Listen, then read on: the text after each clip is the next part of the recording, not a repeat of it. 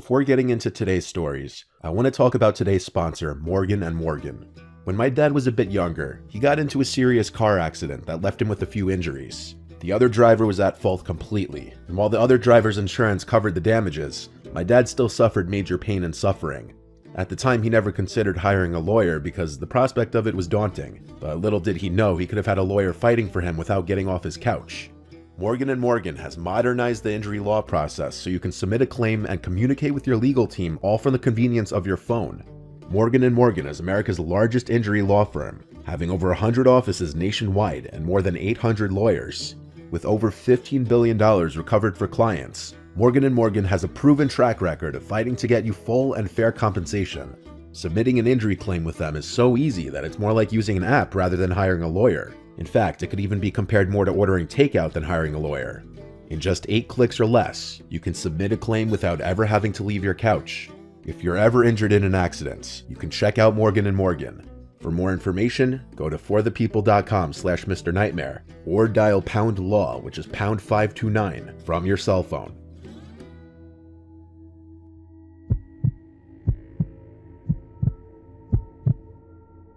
My friend Kyle has a 27-footer center console boat.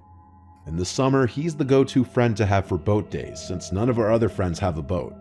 I'm not a boat expert by any means, but my friend has some kind of radar on his boat that warns of any kinds of landmasses, shallow waters, and other boats. So with that, we're able to stay out on the boat past dark sometimes. The boat can fit like 8 people comfortably. This was on a hot summer day, mid-July. Kyle took 5 of us out on the boat just to drink in the bay. Then, hours later, he took us to some waterfront bar restaurant where we docked the boat, ate and drank, and chilled out for another few hours. We had an abundance of spiked seltzers in the cooler still, and it was a Friday night. So, after leaving the restaurant, Kyle took us back to the middle of the lagoon where we cruised slowly with music blasting the whole time. Kyle doesn't really drink, so it works out that he's the one with the boat, and he just enjoys boating us around without having to drink. We passed by the lighthouse on the barrier island. We all had this conversation about how there's something so liminal and creepy about lighthouses at night. Kyle cut the engine and we just floated in place for a while with the music still playing. As everyone talked, I was kind of mesmerized by the lighthouse, finding myself looking at it over and over. I think because I was so drawn away from the conversation that was being had that I was the one to pick up on a screaming voice from the distance. I said, "Yo, cut the music," a bunch of times before whoever was on aux paused it. I said I heard a scream from the distance. We were currently floating next to an island that sat in the middle of the mainland and the barrier island. We sat in silence for a few seconds as we bopped around, and sure enough, I was right. There was a woman's scream for help coming from that island. We all looked at each other, and I could see the horror on my friends' faces. The screams were absolutely coming from the island. We were too far from both the mainland and the barrier island for it to be coming from there. We yelled back as loud as we could, and the woman's voice called back, "Help." We all screamed, "Where are you?" And the woman's voice called back, "I'm being followed." Communicating like this was hard as we could barely hear each other. One more time, we called, "Are you on the island?" And she screamed back, "Yes." Kyle started the engine without hesitation and started bringing us over to the island. He anchored us when we were close enough to the shore of the little island.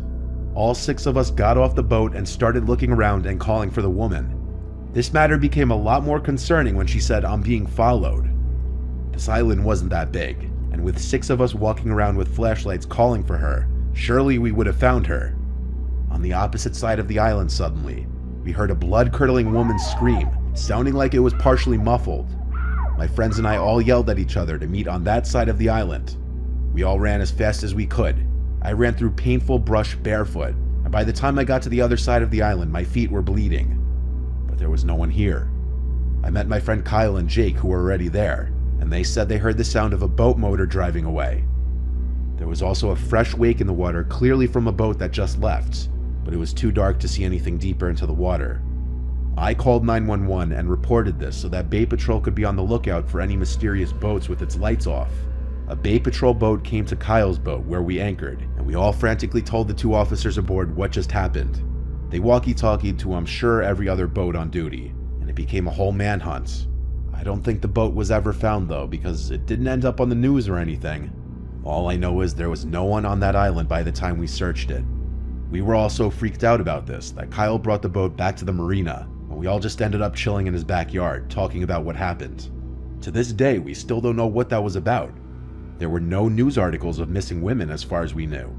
Was it some kind of kidnapping, or was it a group of assholes playing some fucked up prank? I don't think we'll ever know.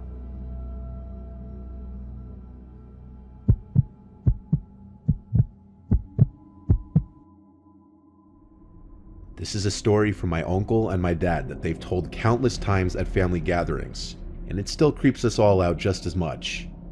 It was the 80s. My dad and Uncle Jack have always been avid fishermen.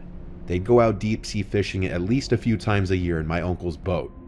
He had a 70s 2-cabin cruiser. I've seen pictures and the thing was huge. My uncle used to live in Cape Cod, Massachusetts, where he'd dock his boat. My dad would go up there for a weekend once in a while to go out to sea for a night with my uncle. I've never been into fishing. My dad tried to get me into it, but it's not my thing.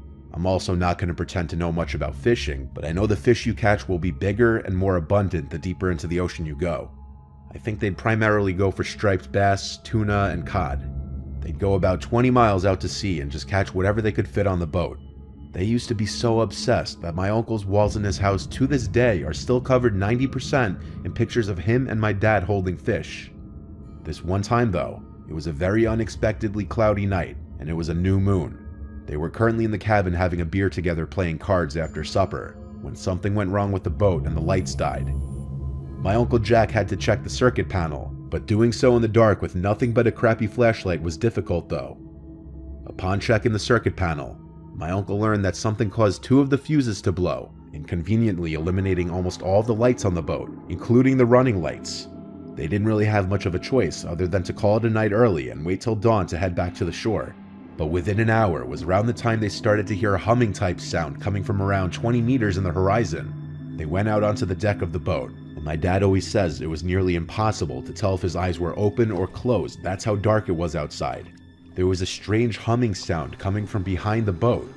Both my dad and uncle stepped to the stern of the boat, and they realized the humming sound didn't sound like any kind of fish. They said it sounded like a person groaning. But even with the flashlight, they couldn't see beyond maybe 5 meters in front of them. It was starting to rain, so the 2 of them went inside the cabin. It would have been a horrible idea to try to drive the boat in pitch blackness in the rain, so they went to sleep. The next morning, at the crack of dawn, my uncle woke up my dad and told him to come outside to the deck. Through the thick fog, they could see another boat floating in the near distance. My Uncle Jack drove the boat closer to the vessel and then blew the whistle he had on board to try to get anyone's attention who may have been in the cabin. The boat looked like it could have been abandoned though, so attaching a rope from one boat to another, my uncle jumped onto the boat and the cabin door was unlocked. He stepped down into the cabin and smelled the disgusting, sickening smell of death. He saw a man hanging by a rope in the cabin. He ran back out and back onto his boat and tried to throw up into the water. My dad says he didn't even dare go down and see the body after his brother told him what he saw. My dad and Uncle Jack marked their current coordinates and contacted the nearest Coast Guard station through the VHF radio. The Coast Guard was there within an hour, and only then did my dad and uncle head back to the shore.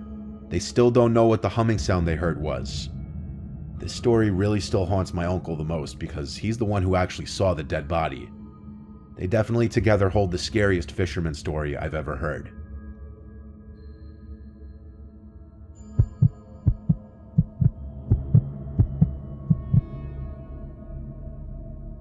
I live on a private canal in Florida with my family. I'll keep the rest of my location private. Basically, it's a 15-minute ride out of the canal into the ocean. We have a couple jet skis and a boat, a 35-footer 2007 Proline Express. My dad's baby. He's the boat guy. The jet skis are for my sister and I. So there's 4 of us in the house. My mom, dad, sister, and I. I'm 23, she's 26. Nothing I say in the story will be me bragging at all. I'm just stating facts to help put the story into perspective. We have a few houses around the country. One in California, one in New York, and one in Florida. Our main house, I guess you could say, is our Florida house because that's where my sister and I grew up and went to school. It's in a gated community. Our parents are gone a lot of the time out of state, leaving the house to my sister and I and our dog. We have a nice house, and when we're alone, we sometimes have parties and large gatherings in the backyard because our house is the last house on the canal, and next to the house is a little marsh. The canal keeps going a little bit beyond the house, then cuts off in the marsh. So in one direction, we have complete privacy from any neighbors. One really hot day, my sister and I took our jet skis out. Like I said, it's a 15-minute ride out of the canal where it opens up into a bay. Then we either ride in the bay or sometimes take it under the bridge and out into the ocean. Sometimes the ocean will be too choppy though, so we usually ride in the bay depending on the tide. There's always a lot of boats hanging out in the bay area. After a while of riding around, we stopped in the middle of the bay to just chill out. Only minutes later, a medium-sized boat came over to us, and an older man driving it started making conversation with us. He had to be in his late 50s or early 60s. He was on the heavier side, he had a bit of a gut, and he had a beer in his hand, as he's driving a boat for the record. He basically opened up with asking about our jet skis and telling us about his jet skis and his huge house on the water. He invited us to come swim in his pool, and when we said no thanks, we have to head back soon, he asked where we're from. Like I said, I'm not bragging, but my sister and I are good looking, so we do get the occasional creepers talking to us. We were vague answering his question and just said from the area. My sister did the honors of turning her jet ski on first, indicating we were leaving. We waved goodbye in as friendly a way as possible and started riding around again. We looked at each other and laughed when we got away from his boat. He was mildly creepy for inviting two girls who could be his daughters to swim in his pool, but we've seen worse. Not long after, we decided to call it a day and bring the skis in. We idled through the canal, and we were about 80% of the way there. We came to the part of the canal where it intersects with our canal, kind of like a T intersection, and we were now in our part of the canal when we noticed a boat not far behind us in the intersecting part we just passed. It looked like the boat of the man who stopped us before. He was just very slowly drifting forward, passing our canal. We didn't know if he followed us or if he lived down the intersecting canal, but we continued home and docked our jet skis. What happened next was where things got really weird. We were washing our jet skis, and we noticed the man's boat approaching our house in the canal. He stopped his boat right in front of our dock and started talking to us again with his creepy smile, complimenting our house and backyard. My sister came out and said what was on both of our minds. "Why did you follow us here? That's really creepy." He replied that he lives in the community as well and just wanted to check our canal out. I think he got the hint that we weren't comfortable and didn't want to talk to him. He turned his boat around in the marshy area and waved goodbye to us. Neither of us waved back. There's a certain point where you cut the friendly act when people are so outwardly creepy and weird. That was one of those times. We called our dad and told him about the creep. He wasn't happy with us for not getting the registration on his boat, which neither of us thought to do, sadly. Things didn't end there. It was later that night that our dog started barking downstairs in the middle of the night. Both my sister and I woke up to it. I looked out my bedroom window to the backyard, and I swear to God, I saw a large person running across the yard towards the dock, then jumping into something in the water. I lifted the window and looked out, but I couldn't see anything. My sister and I ran downstairs to look out the back door with the lights on. Whoever it was gone. But we'd be kidding ourselves if we said we didn't know who it was. It had to be that creepy man who followed us home. I think having a big dog in the house was the only reason he didn't break into the house. We asked the neighbors on our canal if any of them had cameras that could see the boat from earlier, or perhaps anyone coming down the canal in the middle of the night. Our luck, no one in this gated community really has cameras. Not in their backyards, at least. Anytime we go out on the boat or jet skis now, I feel like in the back of our heads, we're always looking for that man and his boat now.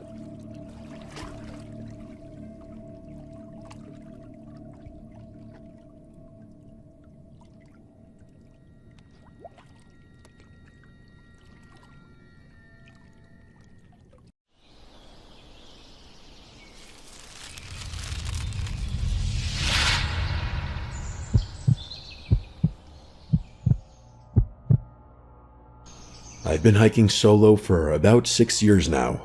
I'm comfortable enough in the wilderness that I don't need to stick to main trails anymore, which is probably what got me into this situation in the first place. This happened last October in the Monongahela National Forest in West Virginia. I'd driven up from Virginia for a long weekend, planning to hit some of the more remote sections that didn't see much traffic. The weather was perfect, mid-50s if I had to guess. Overcast, but not rainy. I was looking forward to some real solitude.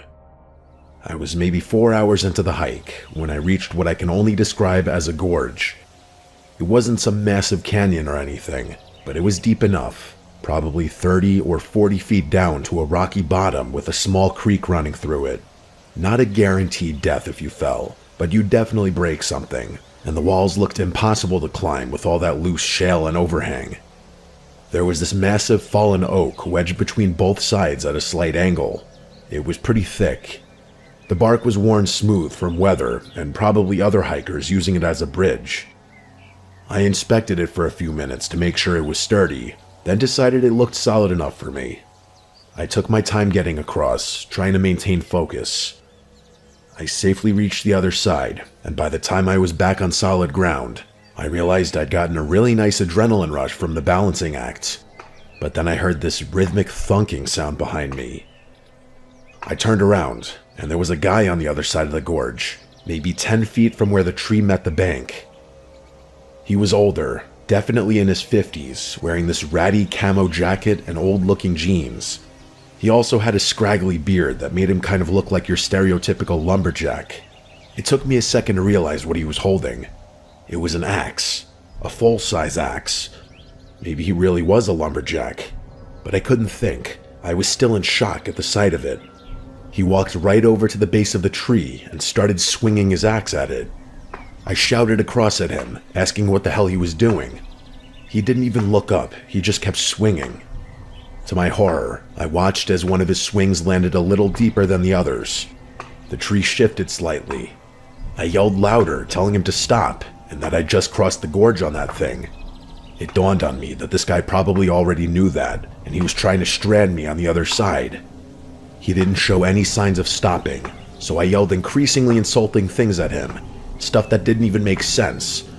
I finally yelled that I'd need to cross back to the other side, and that's when he finally looked up at me and said, "That's not my problem." He said it so casually, like I'd asked him about the weather. I don't know why, but his casual tone infuriated me, and I admit I kind of lost it a little. I started full-on screaming at him. I said some nasty things, and in hindsight, that probably wasn't the brightest decision. I can't remember exactly what, but something I must have said hit a nerve because he stopped swinging the axe abruptly. He actually set it down on the ground before taking a few steps closer to the edge.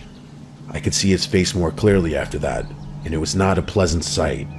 His eyes were sunken and dark almost, like the skin around them was dark too, if that makes any sense. He leaned over the edge and told me something that I'll never forget. "I know these woods a lot better than you do." Something about the way he said it scared me. Not threatening exactly, but certain, like he was stating a fact I'd be stupid to argue with. We stared at each other for what felt like forever. Then he picked up the axe, turned around, and walked back into the trees. I didn't say anything after him. What was there to say? I stood there trying to process what had happened. The tree was still wedged in place, but I could tell it wasn't stable anymore. The edge on his side was splintered and cracked. I wanted to cross back to the other side right then and there, but there was no way I was entrusting my weight to that tree now. I pulled out my phone, but it had zero service. I decided to cut the hike short. I was mad for sure, but I was also genuinely spooked. I think anyone else in my position would have been too. Something about that encounter felt wrong in a way I couldn't articulate. I started walking downstream, figuring I'd find another crossing and it would take me back in the direction I'd come from anyway. But I was dead wrong. I walked for what must have been an hour, and the gorge only got deeper. I was pretty sure the gap was widening too. I kept thinking I'd find a spot where I could cross, but every turn just revealed more impossible terrain. To make matters worse, the sun was starting to drop. I was beginning to panic. It was getting dark, and I was miles from my car in the opposite direction I needed to go. I started seriously considering whether I'd have to climb down into the gorge and back out, as insane as that seemed.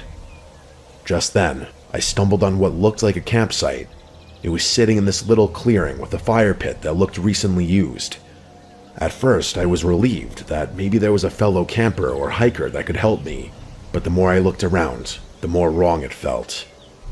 I realized that there were these carvings on the surrounding trees. Not like initials or anything recognizable, just these deep gouges and symbols. There were also a bunch of weird objects scattered around, like rusted tools and pieces of cloth tied to branches, what looked like animal bones arranged in patterns. It was freaky. As soon as I saw that stuff, I basically hightailed it out of there. I was about twice as scared as I had been 2 minutes ago, which was saying something. And then, as if it couldn't get any worse, I started hearing sounds behind me, stalking me. Footsteps, or something like footsteps. Every time I spun around though, everything went silent. I started thinking some kind of predator was trailing me. I picked up my pace, hoping whatever was behind me would lose interest. But no, if anything, the sounds only got louder and honestly a little closer. What happened next is still the most terrifying thing I've ever experienced. As soon as I heard the next sound, I looked over my shoulder for like the 20th time and caught a glimpse of someone ducking behind a tree. A person. I froze and scanned the trees, and I realized there wasn't just one. There was another figure further to the left. They'd fanned out. I was being herded. I don't know what made me realize they'd given up on hiding, but suddenly I could hear them moving more openly. I saw what looked like a pipe or a club in one of their hands, and that was it. I just started running, knowing I couldn't play dumb for much longer. And the exact thing I was dreading happened. They started chasing after me, clearly not concerned with being stealthy anymore. I can't explain how scary it was. I didn't even know what they wanted. I was in the middle of the woods, lost, and the sun had almost set. I felt like I was in a life or death situation, which is probably how I was able to run so fast for so long. I ran faster than I knew I could, and definitely faster than I'd ever run before.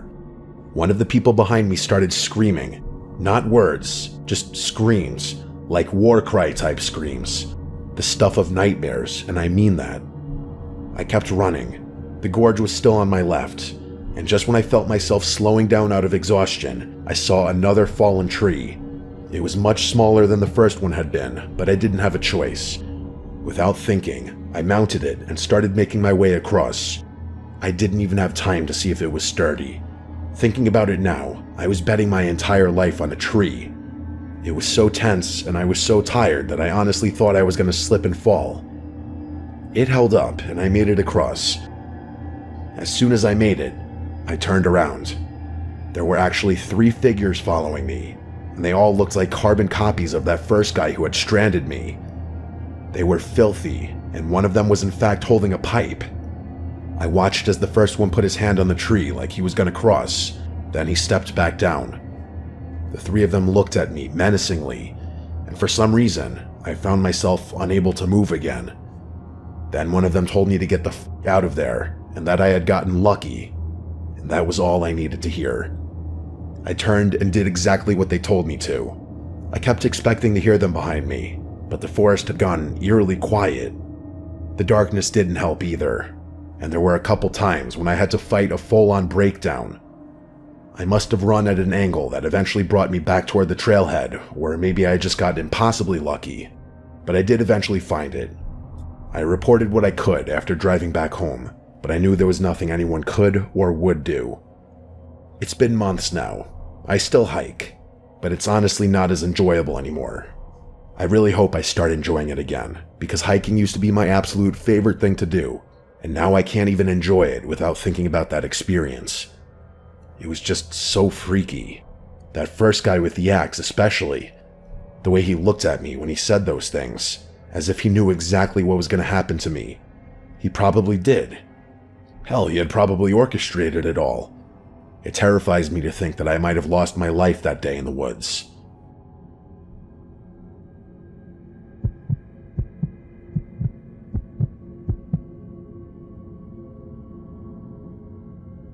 This happened 3 years ago. I know a lot of people drag things out, but I don't see the need to do that, so I'm just going to say exactly what happened as it happened. I was hiking through a remote section of forest in northern Minnesota, way off any marked trails. I've always preferred it that way. The actual wilderness, not the sanitized version you get on popular trails with their wooden markers and worn paths. Just me and the woods, the way they're supposed to be. I'd been out there for maybe 4 hours when I noticed I'd lost my bearings. It happens sometimes when you're not following a trail, but usually I can orient myself pretty quickly.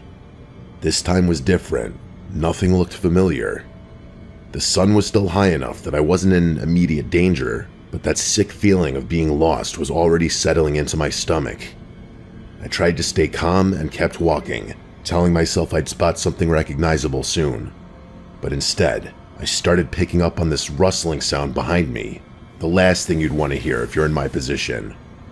The rustling wasn't constant, just every 30 seconds or so, like something was matching my pace. I'd stop, and it would stop too. I'd start walking, and there it was again. I kept telling myself it was probably a deer, but I'd hiked enough times to know that deer don't follow people like that. I kept going, but at that point, I was pretty sure I was being stalked by something. And then, all at once, the rustling turned into movement all around me. It was a worst-case scenario. By the time I realized what was happening, it was too late. I was surrounded on all sides by a pack of wolves. 6 or 7 of them, if I had to guess. Some of them were snarling at me, and some of them were just staring. But it was clear to me that, to them, I was a meal. I wasn't going to go down without a fight, though. I had my knife out, even though I knew the odds were stacked against me. I remember thinking, this is it. This is actually how I'm going to die. Alone in the woods because I was too stubborn to stick to the marked trails. I was trying to decide if I should make myself big or stay still or what, when every single wolf suddenly went rigid. All at once, too. Not like they were reacting to each other, but rather all reacting to something else. Their ears shot up, and they all looked in the same direction, somewhere over my shoulder. And then they just scattered. Scattered as in full-on sprint in the opposite direction from where they'd been looking, almost like they were the ones being hunted. That's when the fear started setting in for real. Until that point, it had just been a wicked adrenaline rush, which makes sense given the life and death scenario I thought I was in. But once I was alone again, I started getting the creeps. The first thing I noticed after the wolves scampered away was that the woods were completely silent. No wind, no birds, no critters, nothing. It was like someone had flipped a switch in there. It was still light out, but things felt a little dimmer, sort of how your vision fades when you're lightheaded or right before you're about to pass out. But the worst part by far was why the wolves had run off in the first place.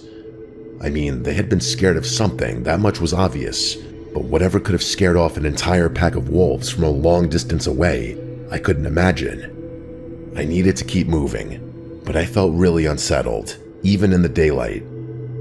I kind of wanted to follow the wolves, but I was pretty certain I had been walking in the right direction to begin with, so I was at a crossroads. Follow the wolves just to potentially get encircled again and get even more lost, or continue in the right direction and possibly encounter whatever it was that had scared them off. An impossible choice. I ultimately decided to keep walking in the direction I thought would take me out of the woods, which meant walking toward whatever it was that the wolves had been freaked out by. My logic was I could waste an hour walking the way the wolves had come from, only to turn around anyway and have to walk back in the dark, or just bite my tongue and walk that way while I still had daylight. So that's what I did. Maybe 20 minutes later, I saw what looked like a clearing up ahead. For a second, I thought it might have been a campsite. I could see what looked like a fire ring, but as I got closer, I realized it was wrong. All wrong. There were symbols carved into the trees surrounding the clearing, not initials or trail markers. These were intentional, deep cuts forming patterns I didn't recognize. It gets worse, though.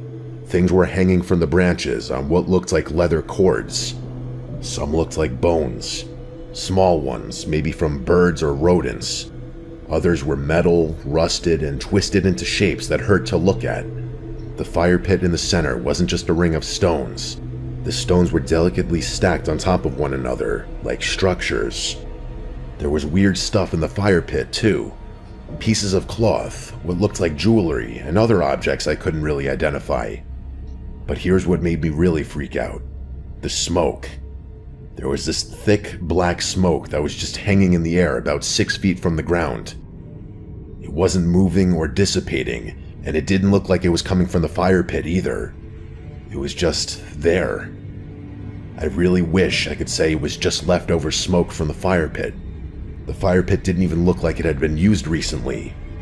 I stood at the edge of that clearing. I was frozen to the spot. For some reason, I just couldn't look away from that smoke.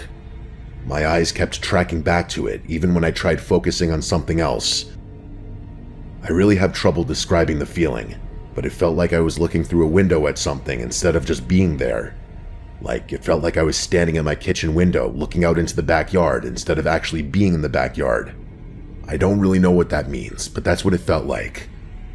There was this feeling building in my chest, like grief and terror mixed together, but for some reason that hadn't happened yet. It was almost like my body was mourning something in advance. I've never felt anything like it before or since. I must have stood there for 5 minutes, just staring at that smoke, before something in my brain finally kicked back online. And no, the smoke didn't dissipate in that time. It just stayed there. I finally worked up the strength to turn around and run. I didn't walk or jog, I literally ran. I was overwhelmed with fear. I didn't know what I was running from, but there was this feeling in my gut that told me I needed to get out of the woods. My memory kind of gets foggy after that. I think it's because of how scared I was. So scared that my instincts took over, but part of me thinks the reason my memory faded was somehow connected to whatever the hell was in the woods. The smoke, or the thing that caused the smoke, or something else entirely. I don't know. The next thing I remember is it being dark out, meaning I must have been in those woods for another good hour or so. I was drenched in sweat and, strangely, freezing cold at that point, but I was nearly out of the woods. I was approaching my car. I got in and drove off without another thought, and that was that. I never reported what I found. What would I even say? I couldn't find that clearing again if I tried, and that's even if I remembered things clearly, which I didn't. This will forever be one of those experiences that just doesn't have an explanation. When I told my dad about what happened, he just said that everyone has that one experience sooner or later. Well, this is mine. And the thing that I still think about from time to time is not how those wolves behaved, how that campsite looked, or even that impossible smoke that just hung in the air. It's the memory loss.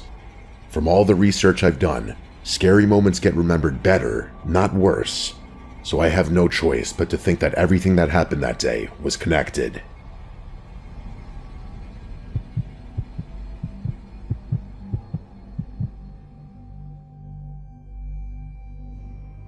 Back when I was younger, me and my friends loved to go camping.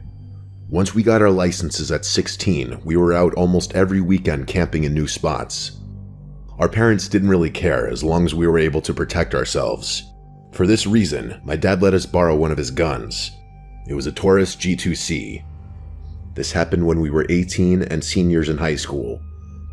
In February, me and my girl Megan, my friend Colin and his girlfriend Anne were gonna drive to Arkansas and backpack the Ozarks to look at some natural waterfalls. It was a 9-hour drive from where we lived, so we left early and made it there around 7 p.m. We set up camp at one of the setup sites for the night since it was late and we were tired. My girl and I were sharing a tent, and Colin and his girl were sharing another. I had the gun in my tent. Nothing happened on the first night. The next morning, we woke up and made breakfast and drove to the start of the trail. We were gonna hike to a waterfall and then go find a place to set up camp. On the hike to the waterfall, Anne kept saying she saw someone standing still and staring at her, but he had been following and she hadn't seen him move. So we stopped to look, and we saw a man quickly run away. Colin yelled at him to fuck off or we'll kick his ass, mostly probably for show to impress his girl. We were capable of defending ourselves though if needed. We continued the hike and didn't see him again. We eventually made it to the waterfall, and there we had lunch and took pictures. After about 2 hours, we decided to go find a place to camp before it got dark. While we were looking for a place to set up camp, I noticed a freakishly tall, skinny woman staring at us. She had to be at least 6'5". It genuinely freaked me out. I pointed her out, and everyone else got unsettled too. We yelled at her to leave us alone and told her we had a gun. She turned around and walked away. We decided to hike further since we were all creeped out.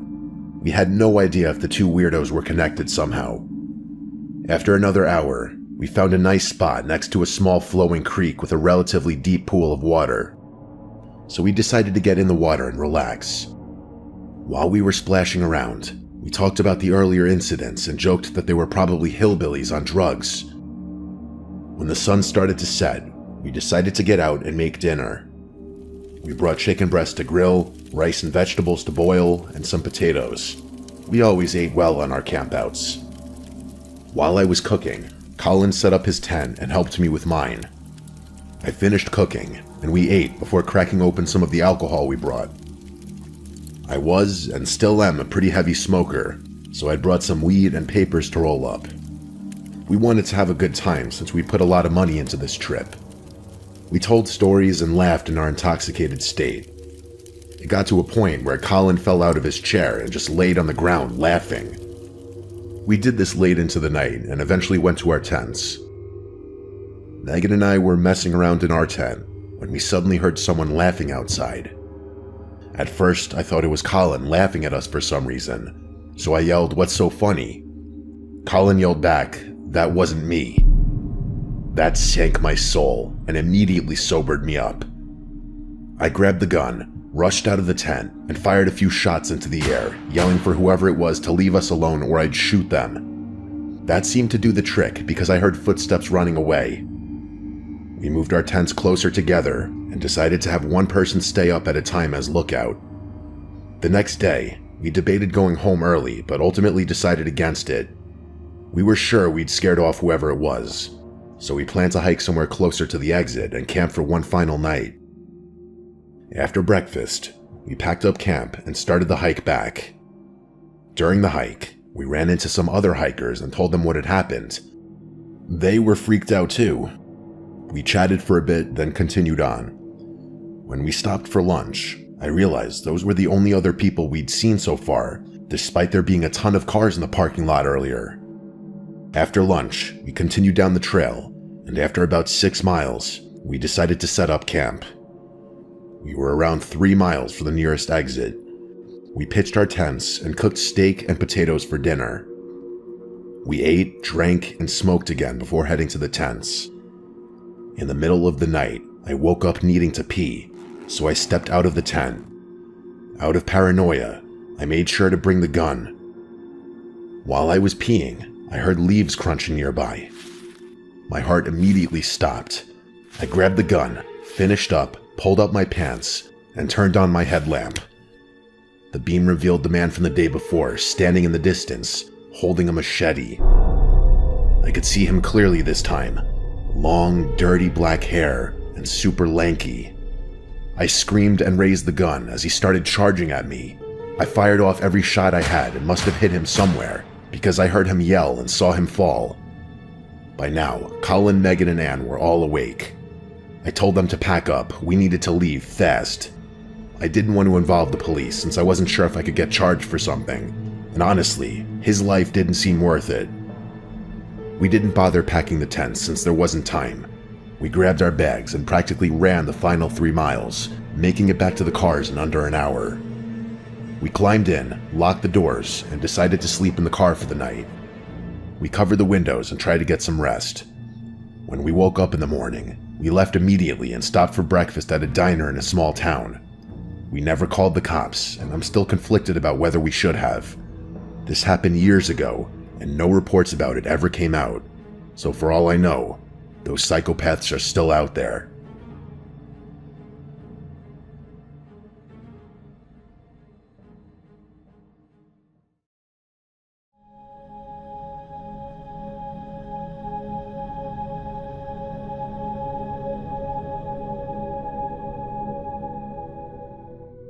I was home alone one night during winter break.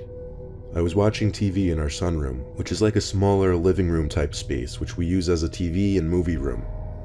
There was also a door to the side driveway in this room. I had all the blinds shut and was under a blanket watching some random movie I don't even remember when out of nowhere the lights turn on outside. We have a motion sensing light out there, so the fact that it turned on was concerning. I had to lower the volume on the TV to listen up for any possible sounds. It was unlikely I'd hear anything from outside though, so I lifted the blinds briefly just to do a quick check. It was clear. There was no way that I know of to shut off that light, so as annoying as it was, I just had to wait. I figured it was a raccoon or a possum or something that might have triggered the light. Though the more I thought about it, the less that made sense. So I put on my shoes and just walked around the driveway to ease my mind. No one was there, so I could go back to watching TV with a clear head. Some time passed, and I suddenly heard a bucket full of something fall over outside, and then the motion sensing light turned back on. The first time it happened, I was concerned, but now I was straight up scared. Someone or something was out there. I was hoping it was an animal, but I really started to doubt it. I didn't want to get up because the couch was actually the only blind spot from the door to the side, and I had a fear of getting up and seeing somebody standing at that door. I wanted to shut the TV now, but the remote was in the middle of the coffee table, and I was afraid to even move that much. I looked to the blinds, which were fully pulled shut. However, I wasn't looking at the blinds. I was looking at what I saw through the blinds. There was a perfect outline of a person standing on the other side, with their arms stretched out a bit from their body. I don't know how to describe in writing how I felt in that moment, but there was an intense feeling in my heart and stomach area, and I felt like it was harder to breathe. That's how scared I was. I got up from the couch as quietly as I could, but before I could even get to the door that separates the sunroom and the dining room, the person on the other end started knocking aggressively on the window. I wanted to scare them away somehow, but I was too scared to go out there, so I screamed in a shaky voice, "I'm calling the cops." I stood by the doorway for a second to see if they stopped, and they did. But I saw the shadow beyond the blinds move towards the door, and I saw some old, crazy-looking woman with wiry hair on the other side of the door. For a moment I felt less intimidated, until she started banging on the glass of my door with both hands, screaming as if she were mental. I slammed the door to the sunroom and called 911. I reported some crazy, mental old woman attempting to break into my house. I was told to wait in a safe, locked room with a weapon to defend myself until the police arrived. Any nightmare I ever had about a break-in came true when I heard glass shattering outside of the bathroom. I waited a minute after not hearing anything to slowly and quietly unlock and open the bathroom door. I peered into my living room, and there she was. The old woman with the wiry hair, standing in the middle of my living room in front of a broken window. She spotted me when I had the door open and came rushing over to the door. I screamed like the scared 17-year-old I was and slammed the door shut again. The old woman started knocking on the door and wouldn't stop. She was saying things under her breath on the other side, and I couldn't make out any of it. I was too busy crying and begging her to go away. I finally heard a bang at the front door, so I opened the bathroom window and screamed help. 2 cops came up to the window I was screaming through, and I begged them to crawl through the broken window out back. They assured me they'd be okay and they'll be right here. The knocking at the door stopped, and a sudden commotion was taking place outside. I heard the 2 cops scream at the woman to step away from the door. When I stepped out from the bathroom, the 2 cops had the insane woman detained. I'd imagine they did it pretty easily. The woman looked at me with a look of crazy in her eyes, and I looked away. It turned out the old woman lived in a nearby house with some woman who never leaves the house. None of the neighbors ever really see her. The old woman was messed up in multiple ways and belonged in some kind of special care place. My parents pressed charges on the younger woman because they felt as her supposed caretaker, she should have been held liable for allowing a mentally disabled person to break into someone else's house. Sadly, my parents lost the lawsuit, but the old, crazy woman was out of our neighborhood at the very least, and was put in some kind of treatment center.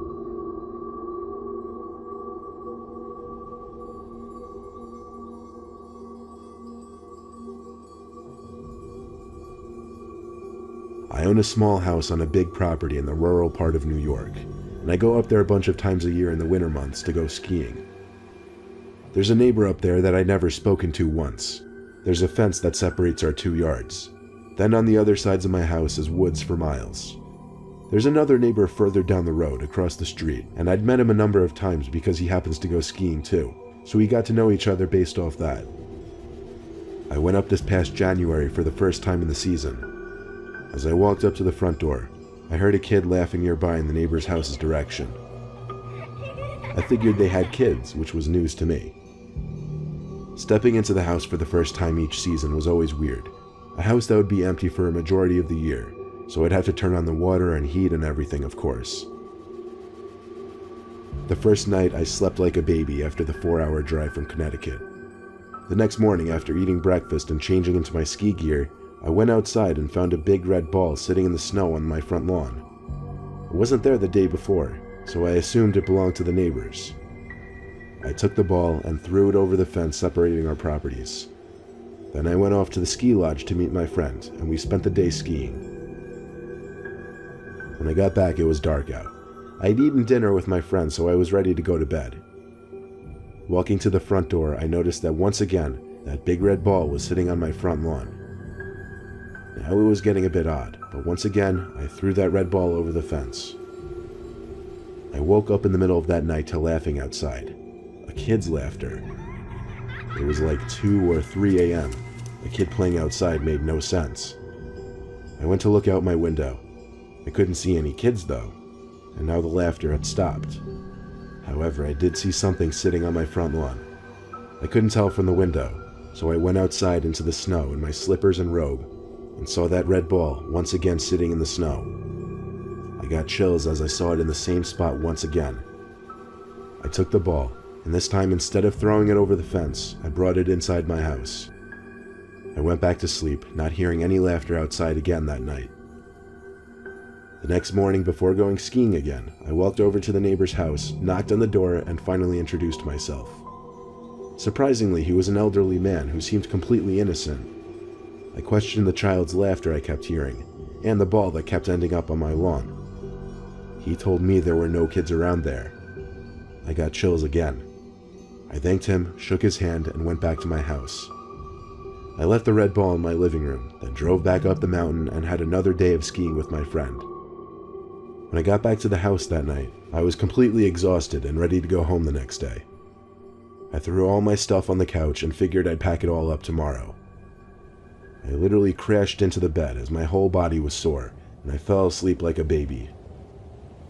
Except I woke up to a kid's laughter outside again. I jumped out of bed and ran to the window to look outside. There was the red ball, sitting in the snow again. I ran to the living room and tore the room upside down looking for the ball. I still know to this day I'd left it in there when I left, but it wasn't there now. I suddenly didn't feel alone in the house. I turned on every light as I packed up all my wet gear into my bag. I threw everything in the bag so I'd be ready to go if shit hit the fan. I made sure all the doors and windows were locked, and they were, so it made no sense. I left the lights on and went back to my room, shutting off only those lights. I looked out the window, and far behind the red ball, out in the snow, was what looked like a kid. A kid just standing stiff, looking towards my window. I ducked down and closed the blinds. I closed the blinds to every window in my house. I tried my best to just go to sleep and ignore it. It was a long hour before my exhaustion overcame my fear and I fell asleep.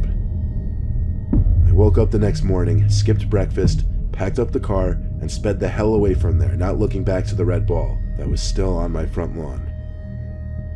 I've never had anything to be stolen in that house, so I was okay with leaving it in this situation. Either way, I can't figure out how whoever was out there got into my house to take the ball out in the first place, and that child's laughter still haunts me. But the scariest part of the whole experience was seeing that child standing outside in the cold snow in the middle of the night. Had that ball not been taken out of my living room somehow, this whole thing would be different. But because of that, I don't know what to think.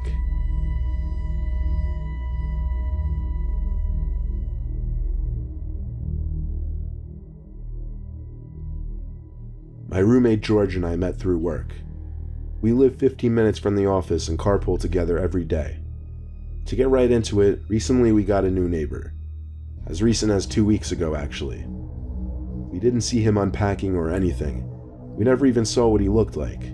We didn't even know if he was a man or a woman, or how many people moved in. But I say he because obviously we found out eventually. So on the third day, George and I actually went next door to introduce ourselves, but he didn't answer the door. He was home, his car was in the driveway. We figured maybe he just couldn't answer it for whatever reason. As we were walking back down the driveway, George stopped me and told me under his breath to look at the window next to the front door. I looked and saw a kink in the blinds. A man was holding it up and staring through it like a creep. George and I looked at each other and kept walking, agreeing that was both insanely awkward and creepy. Now we knew already he was not going to be the best of neighbors. That night at around 1 in the morning, I just started hearing noises coming from outside. It's warm where we live year-round, so the windows are always open. I went to go look outside, and my room is upstairs, so it kind of overlooks the neighbor's backyard, which was where the sound was coming from. I saw the neighbor.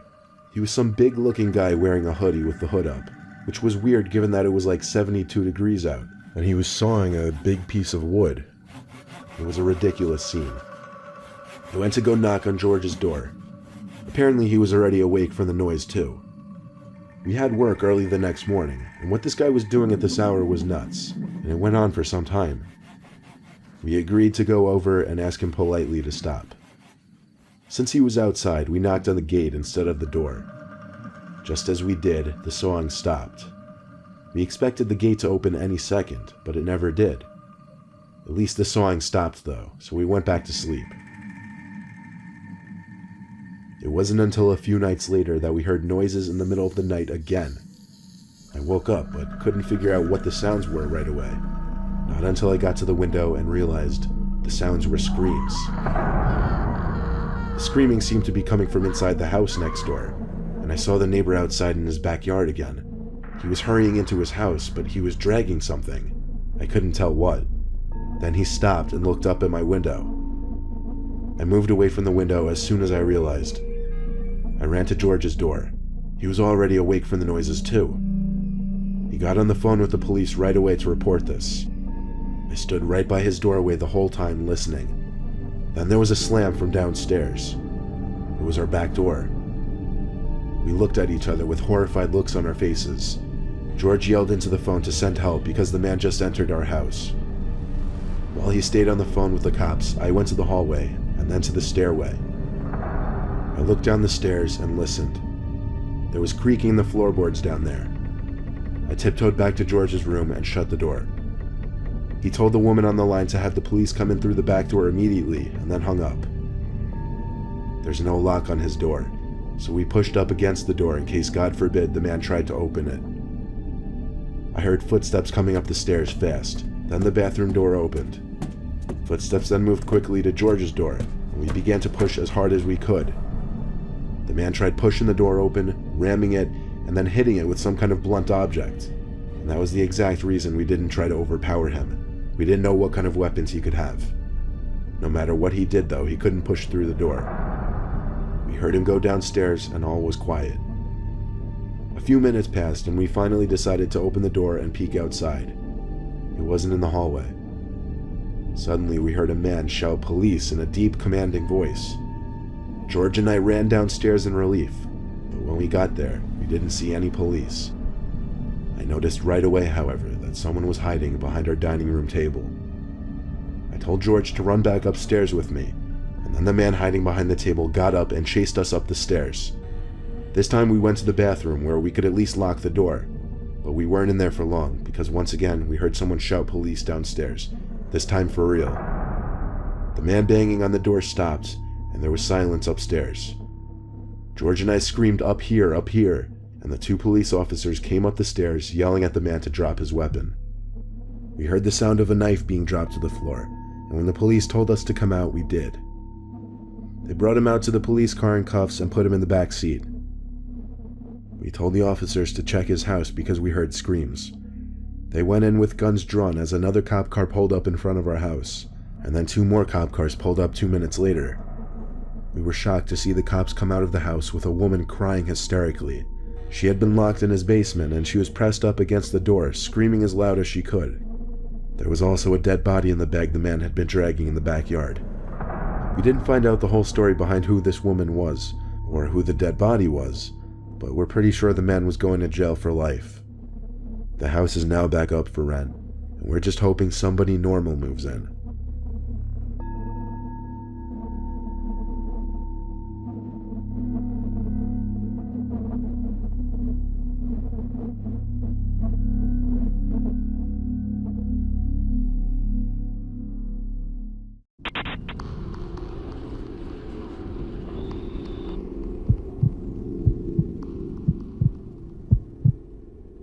When I was a little younger, I enjoyed off-road biking, like on bike trails in the woods. Living in rural Massachusetts, I always did a lot of exploring, usually on my bike. One of those many days that I was feeling adventurous, I got on my bike and rode down Irving Street, the road my parents' old house sat on. This road went a long way down, and it basically just ran through trees in all directions, with the occasional farmland. I'd usually cut off this road onto an intersecting road, or I'd just ride into the woods through one of the dirt paths. This particular day, I kept going further than usual on Irving Street, hoping to find these cool bike trails one of my friends told me about a few days prior. He said the entrance would be a little past a deer crossing sign. I didn't find the sign though, but I did find a trail that veered off the road into the woods. It was wide enough to easily navigate on my bike. So I turned off Irving Street and onto the dirt trail, which immediately dropped to a decline, allowing me to instantly pick up speed. I still don't know if these were the trails my friend was actually talking about or not, but they were fun to ride on, as they were very hilly and windy.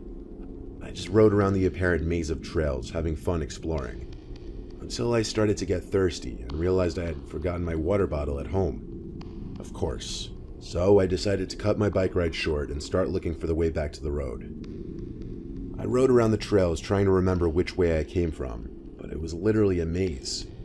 Irving Street was a very quiet road, so hoping to hear the sound of traffic was kind of pointless.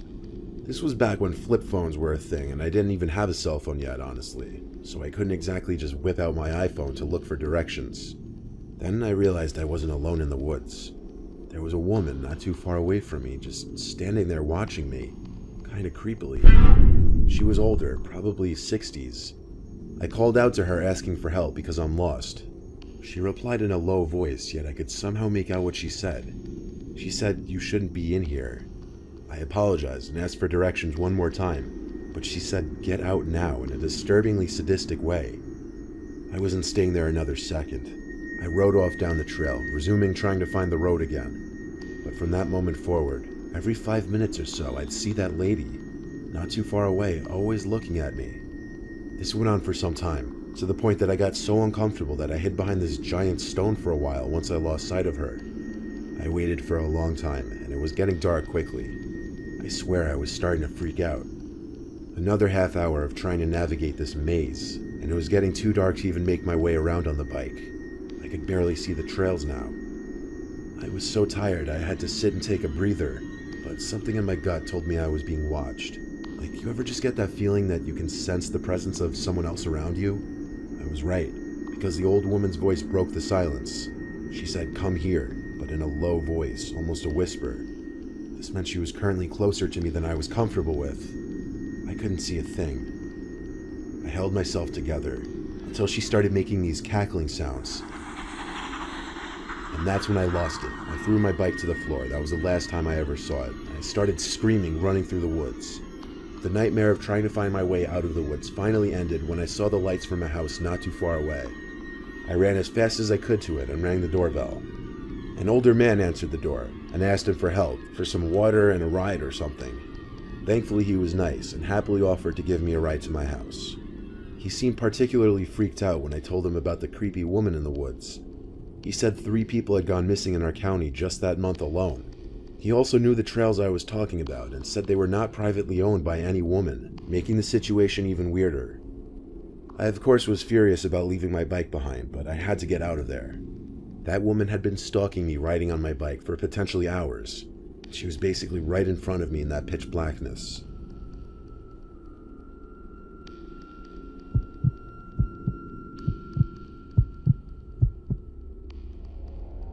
Browsing the app Letgo one day, I came across a listing for a free bike. It was a black Trek brand bike, which is a top bicycle brand. At the time, my bike was an old piece of crap Schwinn that I hadn't used in years, so obviously this listing caught my eye. I contacted the lister, asking for more details, like if the bike was actually free, and where and when would I be able to pick it up. The lister responded relatively quickly, saying yes, it's for free, and said first come, first serve, but to hurry because a lot of people were contacting him. I asked him for the location or address, and he sent me coordinates. That should have been my first red flag. Who sends coordinates? I asked him, how am I supposed to track the coordinates? He said download an app on my phone. Then I asked, is there a nearby address you could just give me? He said not really, because he was keeping his address to himself for privacy reasons, and there weren't really any nearby notable locations. So he gave me a phone number to text him, told me his name was Gene, and we set a meet time of 6 p.m., as that worked for both of our schedules. I downloaded this GPS coordinates tracker app, and the coordinates led me on a 25-minute drive. As I got closer and there was nothing but woods on either side of me, I started to wonder where exactly these coordinates would be taking me. I was now 2 minutes away, and it seemed I was as far as I was going to get with my car. Exactly what I was worried about came true. I'd have to cut through the woods to get to these coordinates. I parked my car on the side of the road, but before heading into the woods like a clueless madman, I texted Gene saying I was parked on the side of a desolate road next to woods on either side, and that the app was pointing me in the direction of the woods. He replied back a minute later saying, yeah, this area is sketchy that way. It would probably be better if you just cut through the woods instead of looking for the trail. If you follow the direction it tells you, you'll find a huge clearing in the woods where I'm waiting with the bike. I already drove this far. I figured I might as well just see this through, even if I was finding this increasingly bizarre. I started my way into the woods, swiping twigs and leaves out of my way as I did my best to make it through the thick woods. I wasn't dressed for this at all, though. I did this for probably 4 minutes until I saw I was approaching the coordinates on my phone, but I didn't see any clearing in the woods ahead of me. Something wasn't right, so before going any further, I texted Gene again saying I'm just about to be there but can't see the clearing in the woods. I said maybe I have the wrong coordinates. A minute passed without an answer, so I tried to call him, but it went to voicemail after 1 ring. Then he texted back saying, I have bad service, I can't talk on the phone. I asked him where should I go, I think I'm lost. He didn't answer. I waited and waited, hoping he would, but nothing. After a couple more minutes, I called it quits.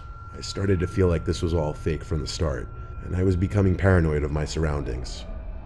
The sun was going down, so I hurried back in the direction I came. I thought I would be followed, but as I looked back behind me constantly, I didn't see anyone. I made it back to my car to make a shocking discovery. All 4 of my tires were slashed. My body entered a fight or flight mode before even seeing who did this. I approached the door of the car, wondering if I should hide inside and lock the door, but as I looked into the car, I could see someone laying on the back floor hiding. I chose my flight response. I sprinted all the way down the road, saying screw the piece of crap car. I heard my car door open and slam shut. When I turned around, I just briefly saw someone running into the woods. I took out my phone and of course called 911, asking them to please hurry to my location that I'd be running down the road. 15 minutes or so later, a police car finally approached me with its lights on. They escorted me back to the scene of the crime, my car, and took a police report, which included every detail like the slashed tires and the text conversation. They accompanied me as I waited for my roadside assistance company to come and tow my car. I was brought safely to a shop where they changed my tires on the spot. The only thing I worried about was that man Gene getting my license plate number and possibly tracking me with it, but to this day he hasn't, so I like to think I'm safe from that.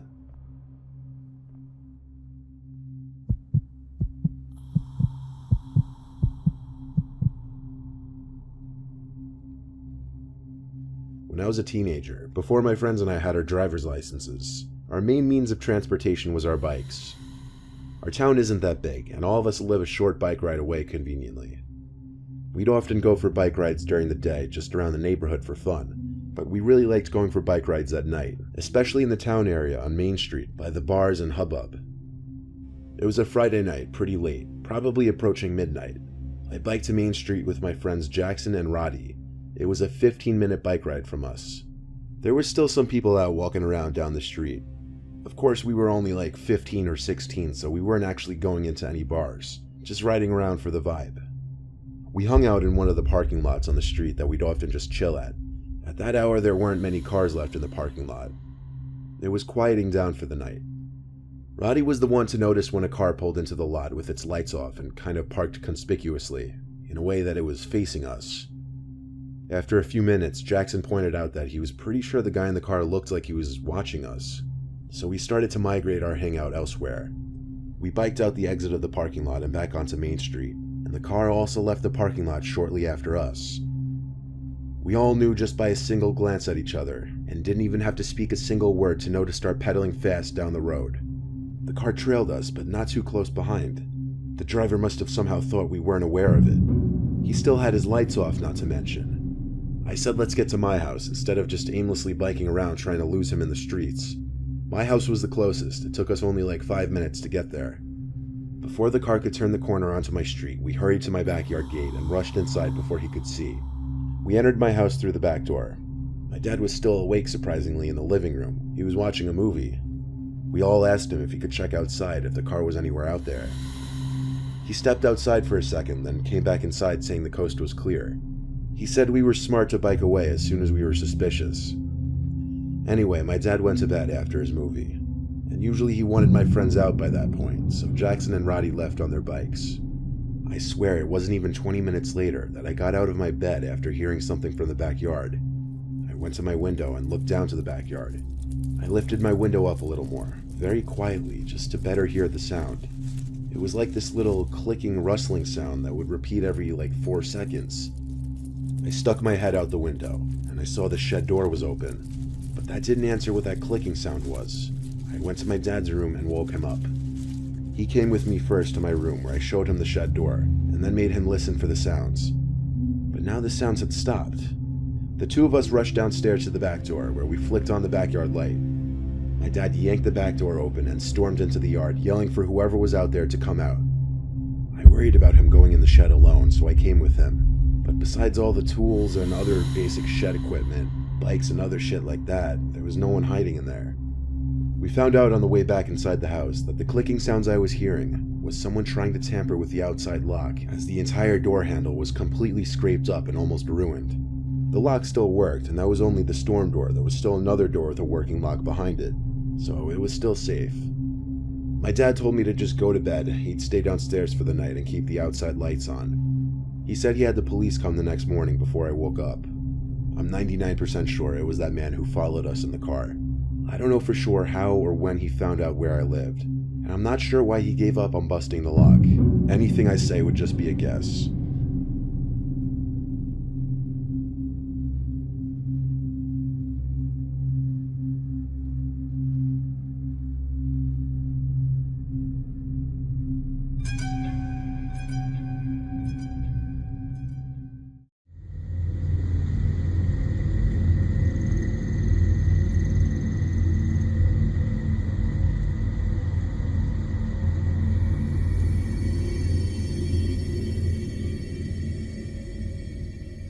I'm currently in a predicament, and quite frankly, I don't know what to do. I'll start from the beginning. 5 years ago, my next-door neighbor Charlie, or Charles as we call him, informed us of his 14-year-old son's disappearance. He reported it to the police, it was on the news, it was everywhere. Me and my wife felt absolutely awful, and always offered to help them out in any way we could. As the years passed with no word of their son, we assumed they eventually came to terms with it, and realized the worst had probably happened. Me and my wife never had the nerve to ask if the body ever turned up. Occasionally Charles and his wife would invite me and my wife over for a barbecue during the warmer months. We noticed neither of the two were ever the same since their son had gone missing. Charles' wife Kathy was always quieter and more reserved, and Charles just seemed more awkward and nervous, both understandable to a certain extent. Fast forward a couple of years later to just last week. Charles came over to me when I was taking out the garbage and asked to borrow a shovel. Without hesitation, I ran to get him my best shovel, not asking why he needed it. He thanked me and said he just had to do some work in his backyard and he'd get it back to me by tomorrow. He then disappeared into his backyard. I went inside, and when I was by one of my upstairs windows that has a clear view into Charlie's backyard, I could see he was digging out a really big hole in the ground. He seemed to be struggling a bit. He's 56 after all. I figured I'd go grab my second shovel and help him out. As I entered his backyard and called his name, he looked up from what he was doing, dropped my shovel, and hurried over to me, saying, No, it's okay, Tim, I got it. Please, just leave. I said, What's wrong with you? It's not a big deal. Mainly because of his bizarre reaction. He told me I will not allow you to use that shovel in my backyard, and then pointed to the gate as if I were a dog. I was so taken aback by how he was acting that I just left without saying another word. I went upstairs to spy on him through the window. He was digging the hole for at least another half hour. When it finally looked like he was done, he started looking around, like up high at neighboring houses as if to check and make sure nobody was watching. And then, before I could think to hide, he spotted me at my window. All I could do at that point was casually walk away. He's up to something, and I wanted to find out what. I continued to look at his backyard every so often, but he wasn't digging anymore. I figured he knew I was watching now and would wait until it was dark out. And I was exactly right. At 1:30 in the morning, I heard the sound of a shovel hitting the dirt outside. It was too dark to see anything from my window now, so I snuck outside quietly and looked over the fence in the backyard. I could see him digging loud and clear now. When he went inside his house, I took that opportunity to sneak into his backyard and take a look at what was in the hole he was digging. The moonlight alone revealed a small piece of a black garbage bag protruding from the dirt at the bottom of the hole. I looked at his back door and back at the hole. I did this 3 more times, deciding whether or not to see what was in the bag. In the end, I decided to run back to my backyard, and it was a good thing I did because he came back outside seconds later.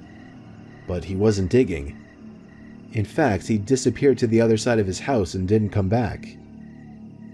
I went back into my house and quietly got back into bed, trying not to wake up my wife. The next day, the first thing I did was look out my window to see that the hole in the ground was completely patched up in Charles' backyard. I also noticed that his SUV was parked in the street now instead of his driveway. I don't know what happened throughout the rest of that night, but I'm disturbed to think that what was at the bottom of that hole might have been his son's body. For all I know, he dug up that hole to remove whatever he had previously buried down there and drive it somewhere else to dump it. This is all speculation, call me crazy if you want. I haven't told anyone, not even my wife. And quite frankly, I don't know what to do. Charles never gave me back my shovel. I'm not going to ask him for it. In fact, he's been avoiding me ever since. And something disturbing happened yesterday. I by coincidence happened to look out my window across to Charlie's house and caught him standing at one of his windows looking into mine. When he saw me, he shut his blinds, and that was in the middle of the day. I have no idea what to do, but I'm honestly terrified.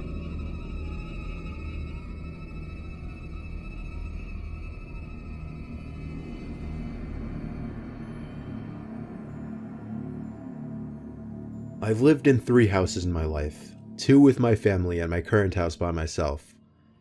We lived in the first house for the first 15 years of my life, and the second house the next 7 before I moved out to my current home. This experience happened in my first home when I was 15, within the last few months of my family living in that house.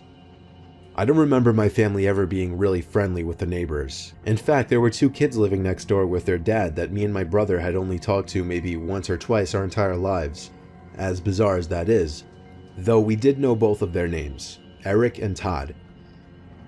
One day, me and my brother, who is 5 years younger than me, were outside playing basketball in the driveway. That was when one of the 2 boys next door, Todd, came outside and walked over to us, initiating a conversation. I don't remember what we said to each other quote for quote, but I remember the first thing that he asked us was if it was true that we were moving. As the older brother, I did most, if not all, of the talking. Todd was probably the same age as me. I never actually asked. By the end of the conversation, he invited me to come with he and his brother to shoot BB guns by the river in the woods down the road the next day. I agreed since it was the weekend and I didn't have anything going on anyway. My little brother asked if he could come at the last second, not under the assumption that he was automatically invited as well. Todd said yeah and then walked away. Late the next day, around an hour before dusk, Eric and Todd rang the doorbell. We were quick to answer the door because our parents didn't know that we were going out to shoot BB guns. Walking down the sidewalks with Todd and Eric decked out in camo gear and carrying a duffel bag of BB guns was really strange. The level of seriousness these 2 clearly had in this was really weird to me and my brother, and we kept meeting eyes, holding in our laughter a couple of times because of it. We got to the woods having spoken very few words. I could already tell these two were kids of few words. Maybe why we hadn't met them officially until that point. Todd dropped the duffel bag onto the ground and unzipped it, while Eric aggressively snapped a branch off a tree and threw it into the river. Me and my brother looked at each other again, this time not finding it as funny. Todd pulled out a couple of guns and handed them to me and my brother, and that's when Todd dropped the bomb and told us they were real guns. Eric grabbed a loaded gun from the bag and began firing at trees across the river. When I realized he wasn't joking about the guns being real, I was in a mix of anger and confusion. I grabbed the gun from my brother's hands and placed both of them back in the bag. I told them we weren't comfortable with this and had to leave. Eric stopped firing, and they both looked at us with expressions that seemed half angry. One of the two boys yelled a curse word at us as we were walking away. I always had a feeling these two were bad kids, but this confirmed it. I told my brother not to speak to them anymore for the remainder of our time living there. We told our parents at the dinner table that night that they were really weird kids, but we didn't mention the gun thing. I woke up that night to a breeze of cold air hitting me in the face. My window was open all the way. I felt something hard press up against the back of my head as I was looking out the window, and somebody behind me going, "Shh, shh." Somehow I didn't scream or jump, I just stayed calm. I was able to understand what was going on surprisingly quickly. I heard Todd's voice in a whisper behind my head. He told me if I ever told anybody, especially his dad, about the guns or the visit, he would come back and kill me and my entire family. I replied in a quiet, shaky voice, "Okay." He pushed my head with his gun before leaving through my window. Every night thereafter for months, I would catch either Todd or Eric at a certain window of their house, looking into either my or my brother's room. Their behavior became more and more strange as we got closer to the date of our move. Just a week before we moved, a rock was thrown at my window one night at like 1 a.m. I opened my window and saw Todd aiming a pistol up at the window, and feeling like I was about to die, I dove for the ground, only to hear the two boys crack up in laughter. I heard one of them refer to me as a fucking retard. There were two other instances that week where the two would harass either me or my brother, and ultimately I couldn't think of a more perfect time for us to have moved and gotten out of there. After all these years, neither me nor my brother told anybody about the boys or their threats. All I know is those two boys were trouble, and it was a good thing we got out of there when we did.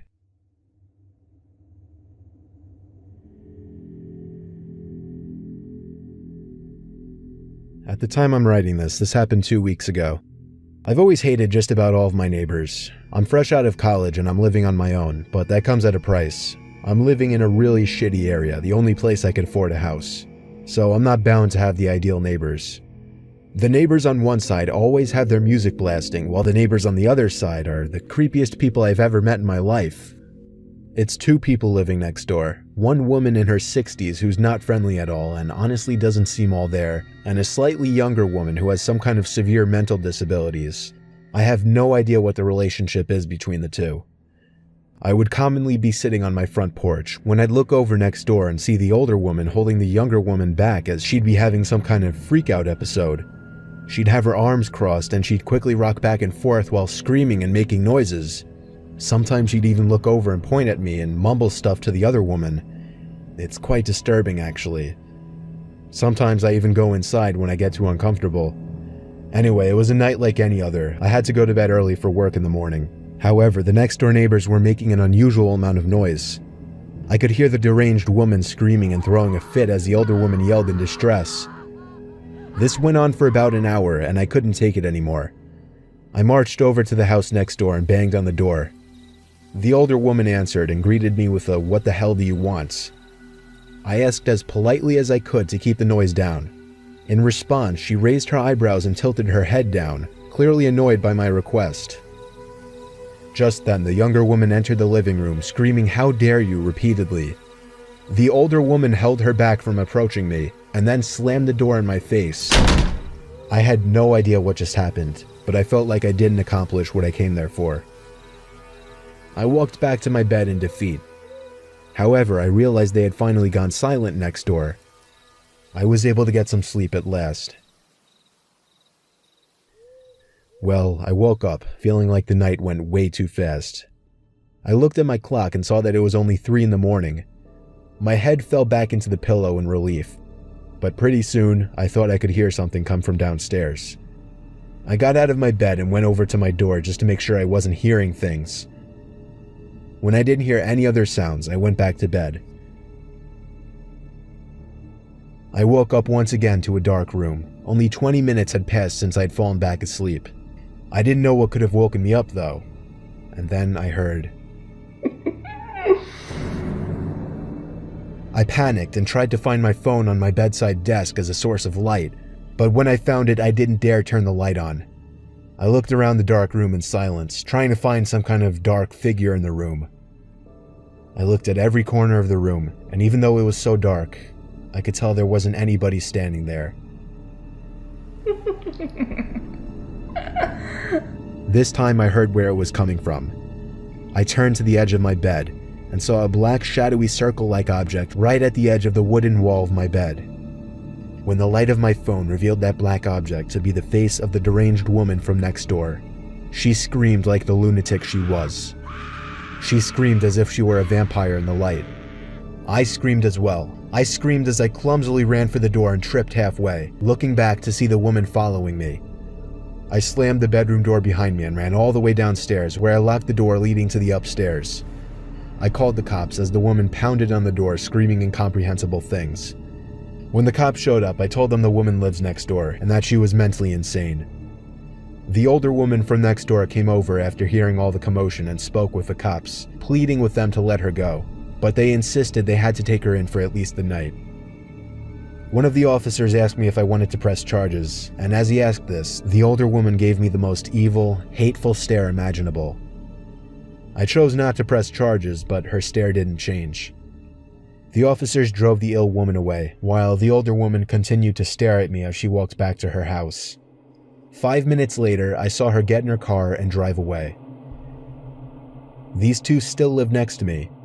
I'm seriously considering moving out because the creepy woman next door makes it clear she despises me. And I've concluded that the mentally ill woman is not only terrifying, but dangerous as well.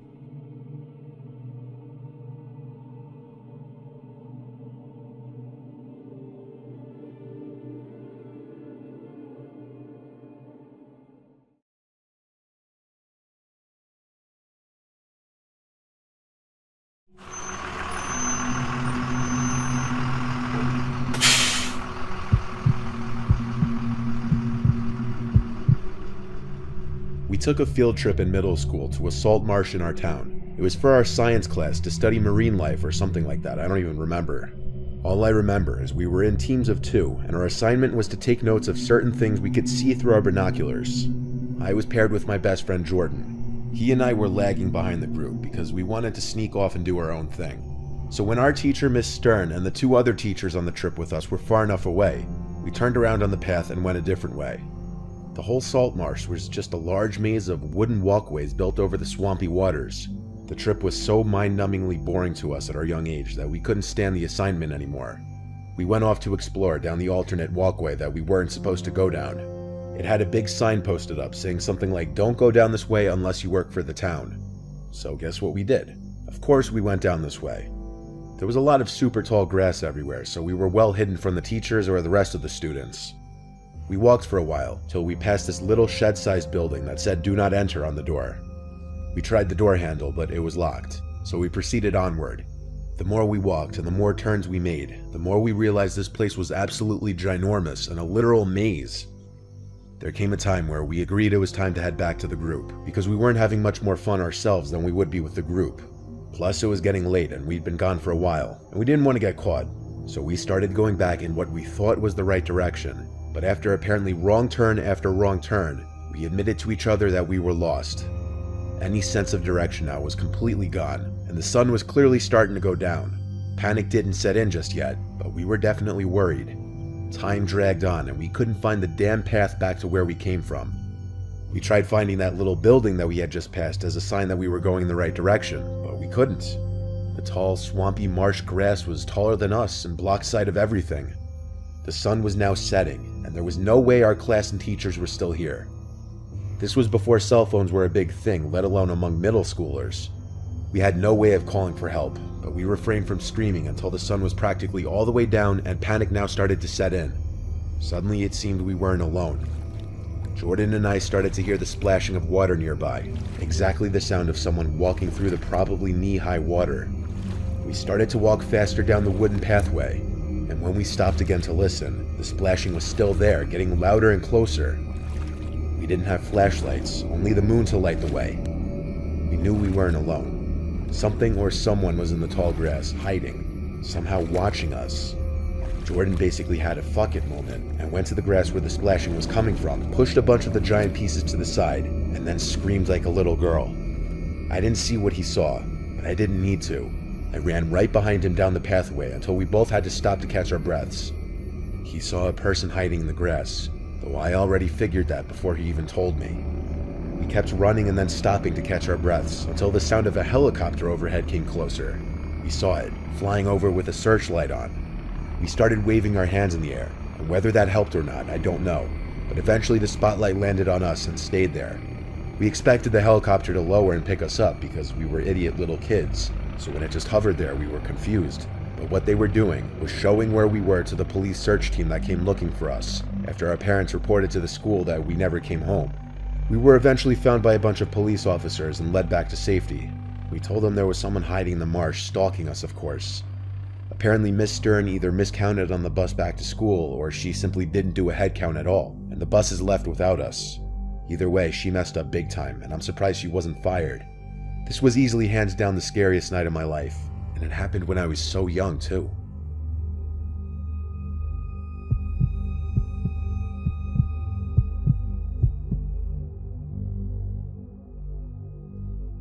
In senior year of high school, we took an end-of-year field trip to Boston for our U.S. history class. Part of our assignment was following the Freedom Trail and viewing historical sites like the Bunker Hill Monument. There were of course some teachers and volunteer chaperones on the trip, but between me and my two friends Sean and Matt, we were all 18, so we easily convinced one of the more chill teachers to just let us go off and do our own thing. So we strayed off into the city and just messed around having fun checking out the place. We checked out Boston Harbor, where we got food at some waterfront restaurant. Then we checked out the Quincy Market and some other historical landmarks. And then finally we ended up at this little cemetery called the Granary Burying Ground. This is where the horror to this story began. There were of course a few other people in this little cemetery besides the three of us. We weren't exactly that interested in it. We were just walking through it because it was basically one of the major things on the checklist of places that we were supposed to see. Anyway, there was this one guy who caught my attention. He was wearing this old-looking trench coat and a small top hat. It was definitely too warm out to be wearing a trench coat, I know that. He had a gray mustache too, but that's about all I really remember of his appearance. The reason I picked up on him was because he was looking right at me, just standing still. He wasn't walking along looking at the gravestones like everyone else. I said to my friends in a slight murmur, "Why is this guy looking at me?" as I walked past them, making sure they followed me out of there. As we got back to the street, I told them more loudly that I was being eyed down by some weird-looking old dude. Neither of them took notice, but I didn't want to go back to point the guy out, so we kept walking. We were supposed to meet everyone on the trip at the Quincy Market at 5, so we started making our way back there. A few minutes into our walk, I turned around for whatever reason to look behind me, and there he was again. That old man in the top hat not too far behind me. I noticed him through the crowd. He had on his same neutral, almost unhappy-looking face, his gray mustache covering most of his lips. And yes, it seemed like he was looking at me again. He wasn't even moving. I turned back to face forward and didn't see anything. If it happened again, I'd know something was up. And it did. At the Quincy Market, when we were about to meet with the rest of the group, I saw that man again, far away by a street corner, facing me. He almost blended in with the crowd if it weren't for his top hat. I ran up to Sean and Matt and pressed their shoulders to get them to turn around and look. I pointed at the corner that the man was at not even 10 seconds earlier, and he was gone. I told them that creepy old dude that I mentioned from the burial ground seemed to be following us and kept looking at us, or at me specifically. I have zero clue where he could have went that quickly though. It didn't make sense. That night at the hotel, I was having a nightmare in which I was in my bedroom back at home, and I was hiding under my bed, and I could see feet coming closer to the bed, until they stopped at the foot of the bed, and then the man in the top had looked under the bed at me with his neutral blank expression on his face. I woke up only moments later to a loud thump in the hotel room. I had no idea what it was. I woke up Matt and Sean and the third guy who was in our hotel room, asking if any of them heard that. No one did but me. I still have no clue what that sound was. Years later, I was going through old photo albums with my grandparents around Christmas time, and I stopped on one page where there was a very familiar looking man in one of them. He was wearing a very similar, if not the exact same type of top hat as the man in Boston all those years ago. He also had the same gray mustache and neutral expression on his face. I asked my grandparents who it was, and they told me it was my grandma's father. Now, I'm not saying I saw my grandma's dead dad that day in Boston, but the resemblance was so uncanny that I'm almost positive my mind was playing tricks on me. That whole series of events still freaks me out to this day.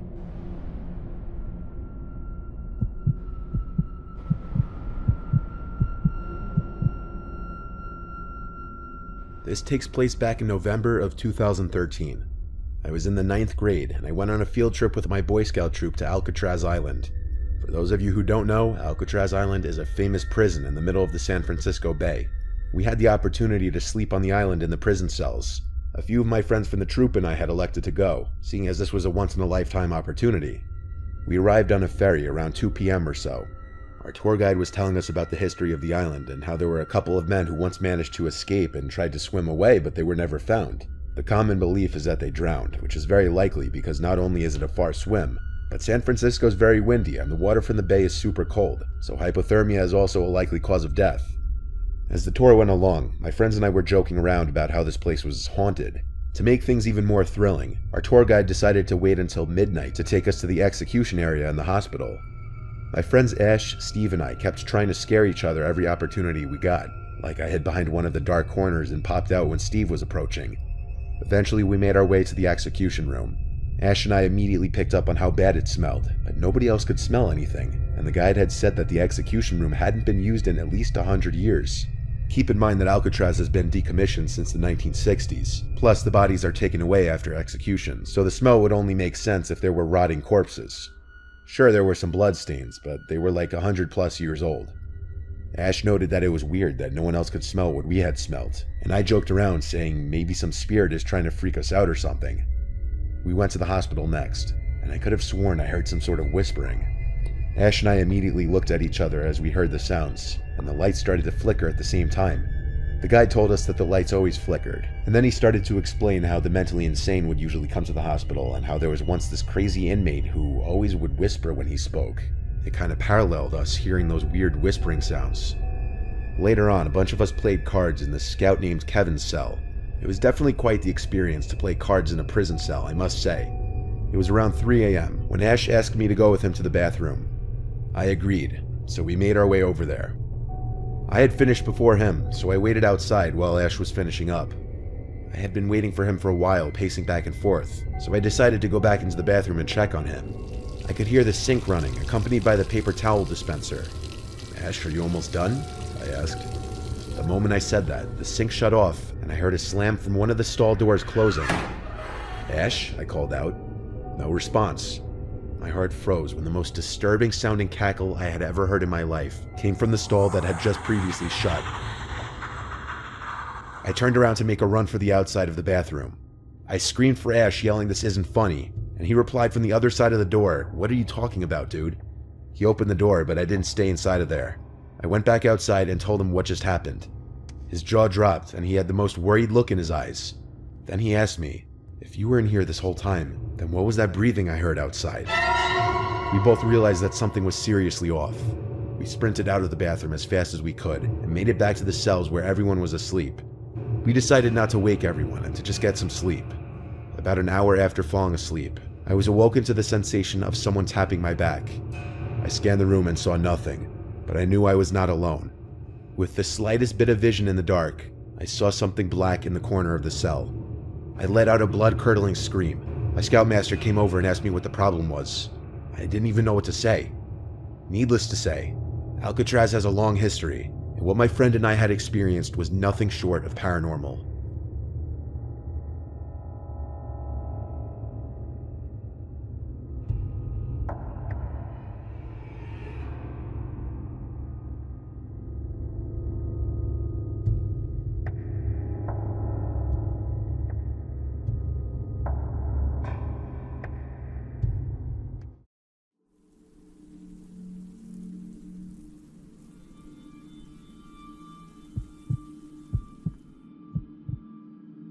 For the month of October in 2016, I worked at Party City as a seasonal job. It was pretty hectic for the Halloween season, obviously. I got stuck with the night shifts on weekdays since I didn't have early classes. The location I worked at changed its closing hours on weeknights to 11 p.m. during the Halloween season. My shift would start usually at 5 and I'd work till close. The rush would die after 9, and after 10 there would hardly be anyone left in the store, especially on weekdays. On my shift on the day in question, I started work at what was referred to as a costume grabber. I would be told on walkie-talkie what costume and what size to grab so that I could hand it to the customer and they could try it on. After it quieted down and later on in my shift, I was told to start cleaning up the aisles, restocking, and bringing stuff either up from or down to the basement. That got tiring quickly because it was a lot of walking up and down stairs. Past 10, there were only about 4 of us still working. A girl named Maria working the cash register, Kyle cleaning aisles and stocking shelves, Ashley the supervisor for the night, and then me doing the back and forth basement work. The basement was at least connected straight to the upstairs costume storage room, so it wasn't a super long walk from the basement. I took a 10-minute breather, then went to continue lugging boxes from the basement up to the costume storage room. The lights of the basement had been turned off by someone. I figured Ashley. I flipped the light switch back on, and down into the basement I went. As I was lifting a box of girls' costumes, I heard something fall on the other side of the basement. Not to make you think this basement was really big, it was just one big circle full of boxes with a big shelf in the middle. I put down the box I was holding and slowly peered my head around the shelf. There was someone in a white hooded robe costume with a scary monster mask. Of course, I jumped back at first, then I laughed, saying, "You got me." Whichever of my coworkers was in the costume didn't speak though. They just tilted their head to the side a bit, as if they were still messing with me. I had a feeling it was Ashley at first, even though she would supervise some nights. She was a clown. But then I realized this person was way too tall to be Ashley, so it had to be Kyle. I tried approaching him to remove the mask. He just backed away from me though. Then I looked down at the boots on his shoes. The dirty, heavy work boots that I knew for a fact Kyle wasn't wearing. I started getting the shivers. I went back up the stairs without running to avoid suspicion. I shut the basement door and went straight to Ashley, who was talking to Maria by the register. I asked, "Where's Kyle?" and he literally called "What's up" from a nearby aisle. That's when panic set in. I asked if there was anyone else working that night. She said everyone went home, so I told her someone was in the basement in a costume who didn't belong there. Kyle and Ashley came with me to the basement so I could prove it to them. But like any cliche horror scenario, whoever was down there was gone. There was a back exit in the upstairs costume room for unloading truck shipments. It was possible the intruder exited through there. Ashley sped through the security footage of the past hour and didn't see anyone enter the costume room except for me. But there wasn't a camera in the basement or the actual costume room itself to check that. Part of me felt like it was a prank, and that if I went back down there, I'd find the person in the costume again. But my job was my job, and I had to get back down there to continue stocking the costume room. When I got back down there, I once again picked up the box of girl costumes I originally was trying to bring up, got it to the stairs, and stopped because I thought I may have heard the noise of a small plastic bag being slightly crumpled. Of course, I didn't want to stay down there to find out alone. I wasn't getting paid enough. My shift was almost over, so I lugged the heavy box up the stairs, dropped it in the costume room, and went back to the doorway of the basement to shut off the light. Before I did, I looked down the staircase, and at the bottom was that person in the white robe costume again, only this time minus the mask. I saw his face, his smiling face looking up at me. I slammed the door shut and ran out to Ashley and the rest, screaming for help. They came as fast as they could to the costume room, but the back exit door inside was wide open, as was the basement door. This time, for real, he was gone. The one camera on the outside delivery area didn't even catch him. I don't really know if that intruder managed to steal anything other than the costume he was wearing.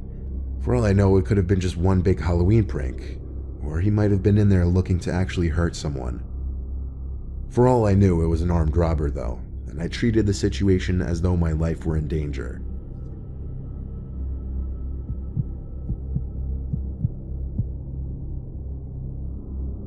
My favorite month has always been October. It's that sweet spot temperature-wise. It's never too hot and never too cold. All the leaves start turning orange and brown, and you just get that nice, refreshing October breeze. My friends and I always used to like to rake up the leaves into a big pile and have wrestling matches in them when we were young, like from the ages of 9 to 12. I think when we were about 10 or 11, it was towards the end of October, and a lot of the leaves had already fallen off the trees. Since my property was the biggest, my friends Liam and Billy were helping me rake up the leaves on my property into a giant pile. It was a cloudy, windy day, getting a little late. The house we lived in at the time was a corner house with a huge space on the side next to the sidewalk, which ran into a short dead-end street with only 2 houses in it, one of which owned by an old stoner couple who didn't care about anything, and across the street from that was a small, disheveled house, whose owner never seemed to come outside. So this allowed us to be louder and more obnoxious without worry of a lot of neighbors watching or caring. We wrestled around for probably half an hour, then we went inside after getting tired to have a snack and play video games. The 2 of them wanted to go back outside for a nighttime triple threat match in the leaves again. That's what we called our wrestling matches. We always acted like we were in the WWE. When we got back out there, it was almost completely dark, but a street light that stood in the dead end lit up this side of our property so we could see enough.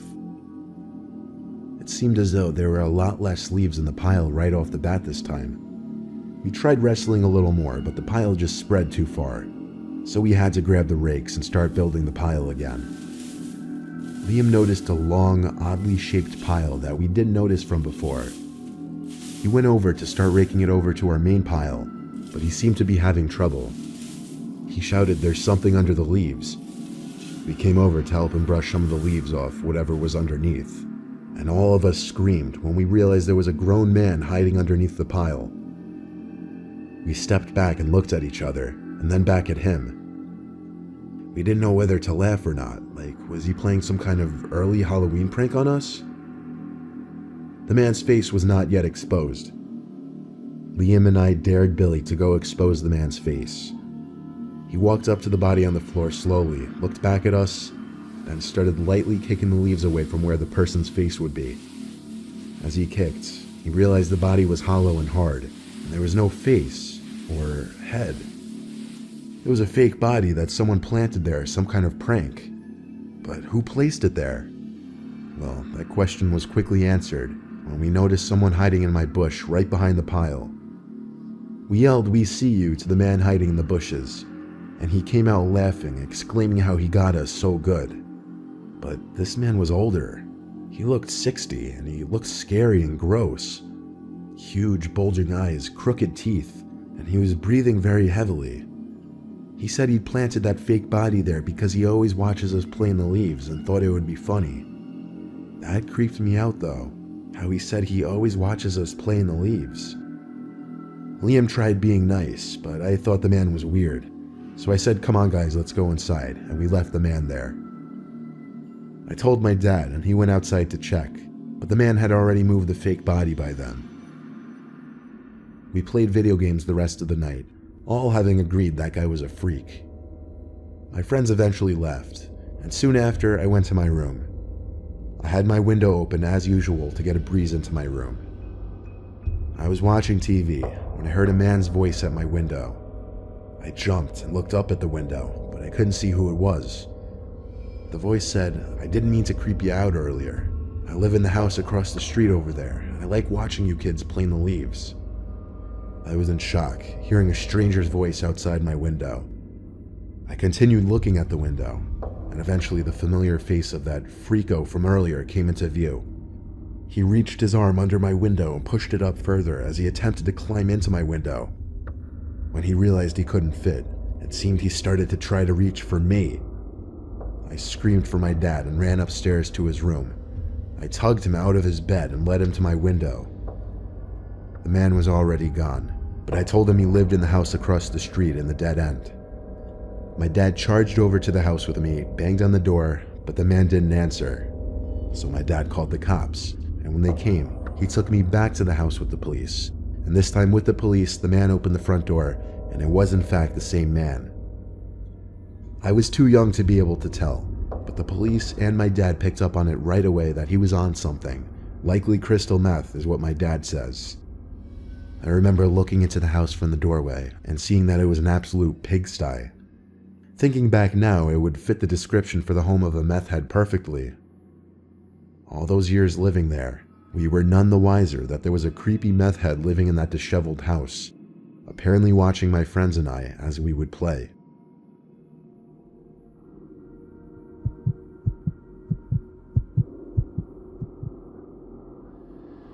This past October, I was talking to this girl I met at a party a month prior. For the purpose of this story, she'll be named Nikki.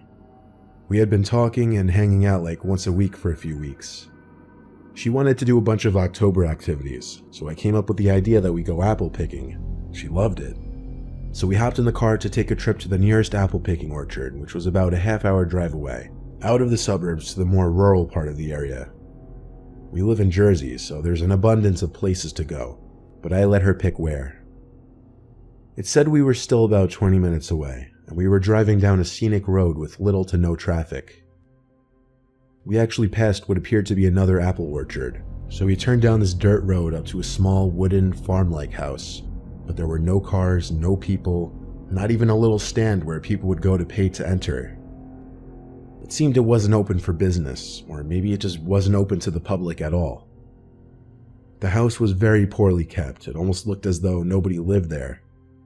As we walked around the property, Nikki said she felt uncomfortable, so we got back in the car and continued the route to the originally planned destination. However, when we got there, this one was also void of people, though this one at least had a closed sign at the stand. I told her, what if we went back to that first orchard that looked almost abandoned and just go picking there? We'd have the whole place to ourselves. At first she was hesitant, but I convinced her. So I drove us back and found a low-key place to park on the grass by the woods. We walked through the crushing leaves on the dirt path. If we were trying to be discreet, that was out the window. There was a little wooden fence we had to hop, but it was easy. Once inside, we were hidden by the symmetrical rows of thick apple trees, but our feet were also covered in tall grass up to our shins. We started walking down the row of trees, filling the plastic bags we brought from my car with the best apples we could find, though admittedly there weren't many. There was a certain thrill in doing this, knowing we weren't supposed to. We had some fun with it. I would start launching apples up in the air, and then I would start pretending like I was going to throw apples at Nikki. She started screaming, running off, telling me to stop. She cut through a couple trees to another row, and when I got to the other side, I didn't see her. "Where are you?" I said. She called back, "I'm picking my own apples," and she actually sounded like she was a few rows over. I apologized, laughing, telling her I'd stop, but she didn't answer. I spent a few minutes trying to find her, and suddenly an apple landed right in front of me, which had been tossed from one of the rows nearby. Then another one landed close by. I yelled stop because I was actually afraid of getting hit in the head. I ran through a couple trees, and each row I'd pass, I'd look left and right trying to find Nikki. I went down this row and went through the first couple of trees I could fit through to get to the next side. I looked left, and I actually felt like my heart launched up into my throat, because there was some guy, a young guy like 18 or 19-year-old, with long black hair to his shoulder, standing in the center of the row, maybe 5 trees away from me. It looked like he had a slight smirk on his face. He didn't move, so I did. I squeezed through to the next row and then the next. Then Nikki called my phone. I picked up in a hurry and whispered, "Where are you?" She sounded like she was in a panic.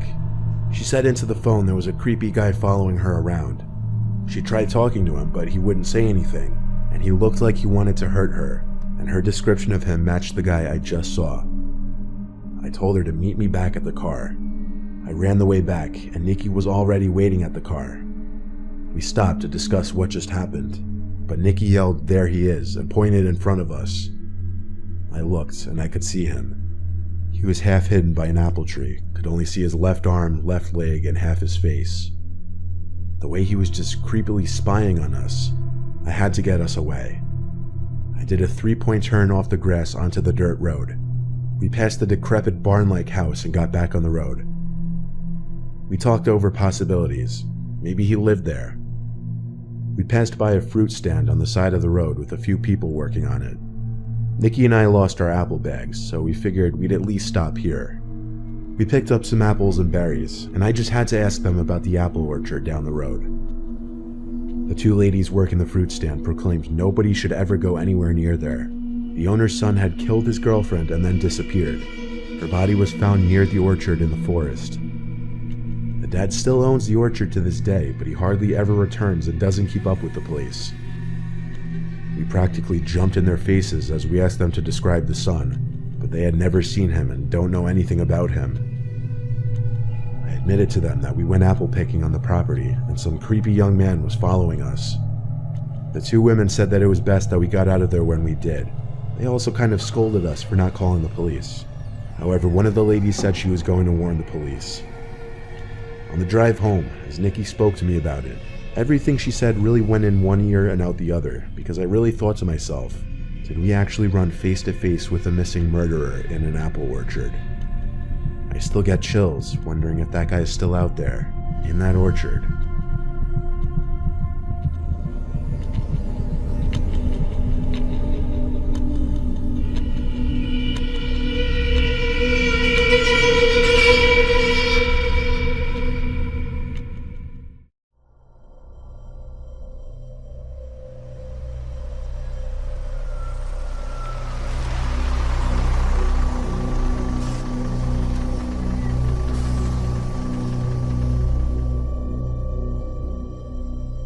I used to be in the Darien School District in Connecticut during my middle and high school days.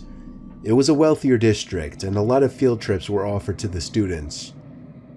I was a member of the chorus, and every year we'd take at least 1 or 2 optional field trips as a class. The year in question, in which I was a sophomore, we took a trip to Woodloch Pines Resort in Pennsylvania. The bus ride there took a few hours. I was with my friend Landon. We were going to be sharing a room. From the moment we got there, we figured it was going to be pretty dead. It was November after all, so it was cold up there. We had 3 days planned for the trip, and there were 4 chaperones. They weren't really following us at all times, we just had to tell them what activities we'd be going to do. The first day was fun. Landon and I, along with 2 girls who we were friends with, did some go-karting, rock climbing, went in the pool, and then we went to eat dinner. After dinner, we went back to our room and just hung out for a while. For the record, not all of us students were able to get rooms next to each other. The room was ground level, and there was a clear sliding door that provided a view of the lake down the hill. We went back out for a while, then came back to the room at about 10 o'clock. We left the blinds to the door open because the moon was giving off a cool reflection on the lake down below. Little did we know that would be the start of a nightmare. If I had to guess, I would say it was a whole hour of us just rolling around in both of our beds trying to get comfortable, occasionally talking, before Landon, whose bed was closer to the door, screamed. I had no idea what was going on, why he could have been screaming, or if it was a joke, until I looked at the door. It was a sight from a horror movie. There was a really tall, skinny older woman with long grayish hair standing on the other side of the door, with her hands cupped up against the glass next to her face, as if she were trying to better see into the room. The woman then walked away. Landon looked at me, I guess waiting for me to get up so he would have the confidence to get up as well and run outside after her. When we did, we didn't see her anywhere though. The cement trail that ran past each and every room of the building was void of any people. There was nobody on the surrounding grass, nor anyone walking down the hill. We both saw the woman though, so we knew we weren't seeing things. The next day we didn't tell any of the chaperones, but we told the 2 girls who we were friends with. Night came once again after a long day of many activities. We entered the room through the back door and made sure to shut the blinds this time. Landon fell asleep before me. I fell asleep around half an hour after him. I woke up to silence. I couldn't tell if something had woken me up or not. All I knew is that I didn't feel right. I sat up and whispered Landon's name to see if he was awake. He didn't answer, so I turned to the left out of pure instinct and curiosity to look at him. But I couldn't see him. Something was blocking my view of the other bed. I looked up, and towering over my bed was the tall old woman.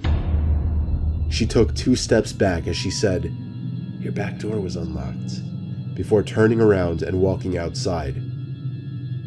I was frozen in that bed, except for my shaking. I woke Landon and told him what happened.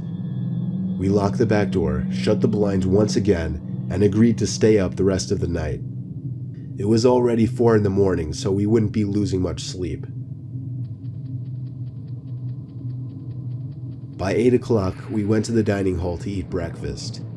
When we got back to our room building ready to tell our chaperones, we could see the old woman through the glass of the neighboring room. She was sitting on the bed, hands folded, sitting up straight, facing the door, facing us. We ran to the front desk in the lobby building to report her to the staff instead of the chaperones. It was weird, none of them really knew what to do in the situation. Eventually, we persuaded them to come to the woman's room with us. There, they found the woman sitting in the same position, along with an older man sitting on the other bed, looking up at them as they entered. Apparently, the woman had some kind of mental disorders, but the man wasn't all there either. There was something very off-putting about him, and they just weren't the kinds of people that you'd expect to see at a family-friendly resort. The staff wouldn't kick the 2 out like we hoped, though, so we told our chaperones. Long story short, after a lot of arguing between chaperones and staff, we had to end the trip early, and we all went home. Me and Landon were just happy to get out of there.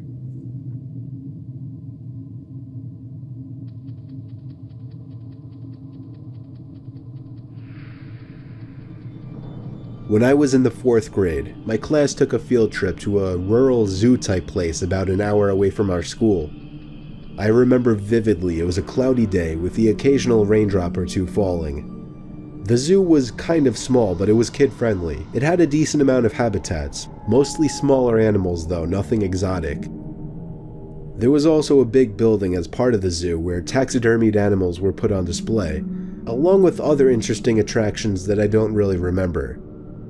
Admittedly, I was kind of off in my elementary and middle school years. I would do weird antisocial things and my teachers and my mom would pick up on it. For whatever reason, when we were touring the building as a group, I decided to walk into one of the bathrooms without telling any of the teachers. I did my business, washed my hands, and entered back out into the hallway. Nobody was around.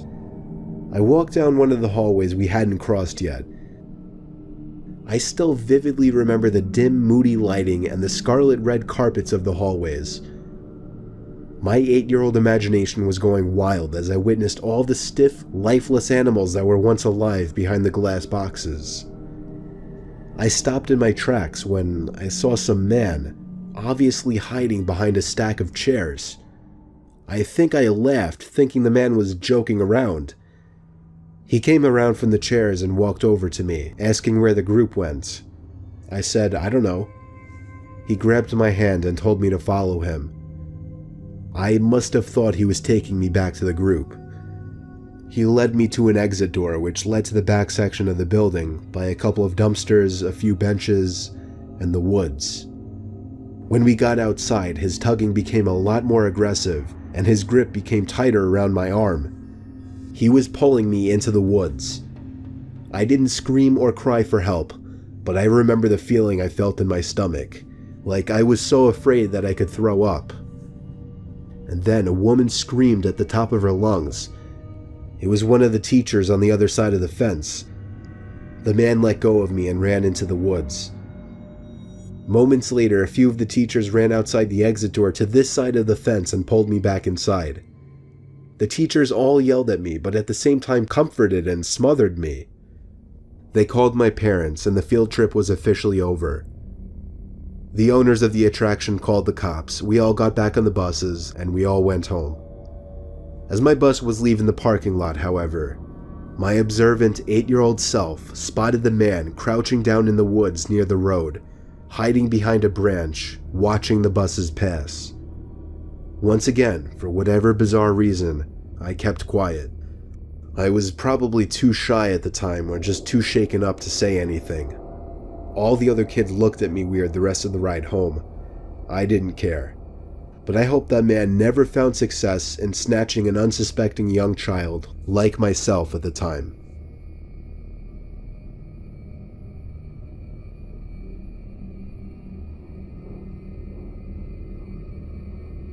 Back in high school, I took a mysteries and mythology type class, or something like that. I don't remember the name of the class. It basically just had to do with real life mysteries and creepy shit. I was into that kind of stuff. I was taking the class with a good friend, who I'll call Ben for this story.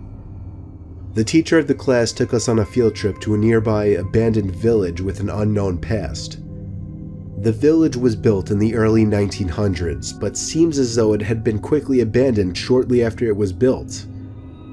The bus ride there was about 20 minutes. All of us were glued to the bus windows as we pulled up some sketchy-looking, decrepit road cutting through dense forest. The road eventually led to a clearing. We were there. We stepped out onto the road, which had grass growing through the cracks. The grass surrounding was almost knee-high. Then there were the buildings. The tall, archaic brick buildings with the boarded-up windows all gave off such chilling vibes. The teacher lined all 20 of us up, counted heads, and then began leading the way. The point of this little field trip was to use the so-called skills we learned in class to see if we could put anything together about why the village may have been abandoned so long ago. Some of the buildings had holes in the walls to serve as entryways. There were even holes in the ground next to some of the buildings, seemingly dug to get into the basements of some of the buildings, which seemed creepy. There was one building though. It stood taller than any of the others. It just intrigued me the most. While the teacher was leading the group towards the village church, Ben and I decided to sneak off on our own to look for anything interesting. When we walked off in the direction of the tallest building, we saw a hole in the ground. It was dug by the back door of the building, which had been sealed off. In the hole was a ladder which led down to the concrete floor below. We both looked at each other and knew we had to do it. Ben climbed down first, then me. Luckily, this was just around the time Apple started putting flashlights on their phones, so we had a source of light. It was creepy down there. There were a couple of beer bottles, one graffiti tag on the wall, and dusty wooden planks everywhere. There was a wooden stairway which led up to complete darkness, since all windows and doors had been sealed shut from above. We had already gone as far as to enter the building, so we figured we'd go up the stairs too. I went first, and with each step, the creakiness of the 100-year-old wood made me feel as if I was going to fall through each and every step. Ben followed suit. This floor of the building was very tight.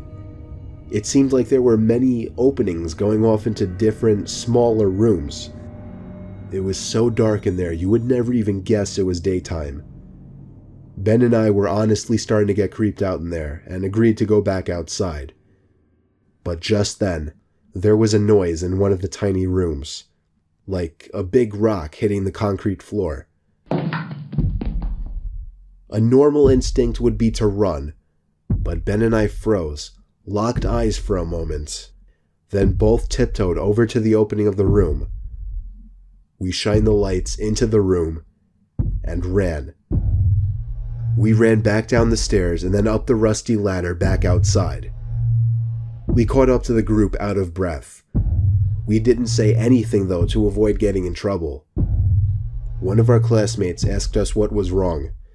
We told him we snuck into one of the buildings, and in one of the rooms, when we shined the light into it, we saw 3 guys standing maybe 10 feet away from the doorway, facing Ben and I in a weird formation, as if they were waiting for us. As we continued following the group, we paid extra attention to the tall building we entered from the distance, and before leaving, We saw a person's face at one of the higher level windows that had not been boarded up. We never told the teacher in fear of getting in trouble. We didn't know what to think. Were those just homeless people living in there? Were they gang members in hiding? Ben freaks me out with his theory. He says they were ghosts of the people who once lived in the town. Still, the way the three guys were just hauntingly standing there so calmly, staring at us the moment we peeked our heads through that doorway, I still can't get that image out of my head. I may go back to that village one day, just to prove Ben's idea wrong.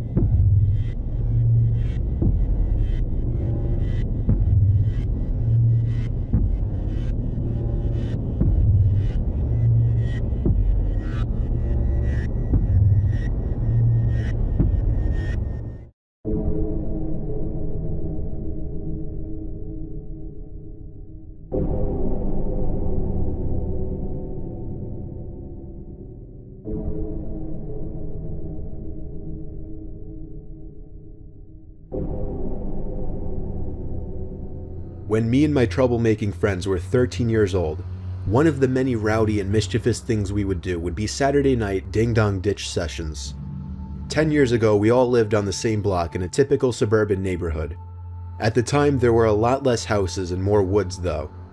I'm going to make up names for my friends for the case of this story. There was Mark, James, and Matt. Either Mark or James were usually the ones to go up to the houses and ring the bells. Matt and I, on the other hand, would usually find hiding spots right away.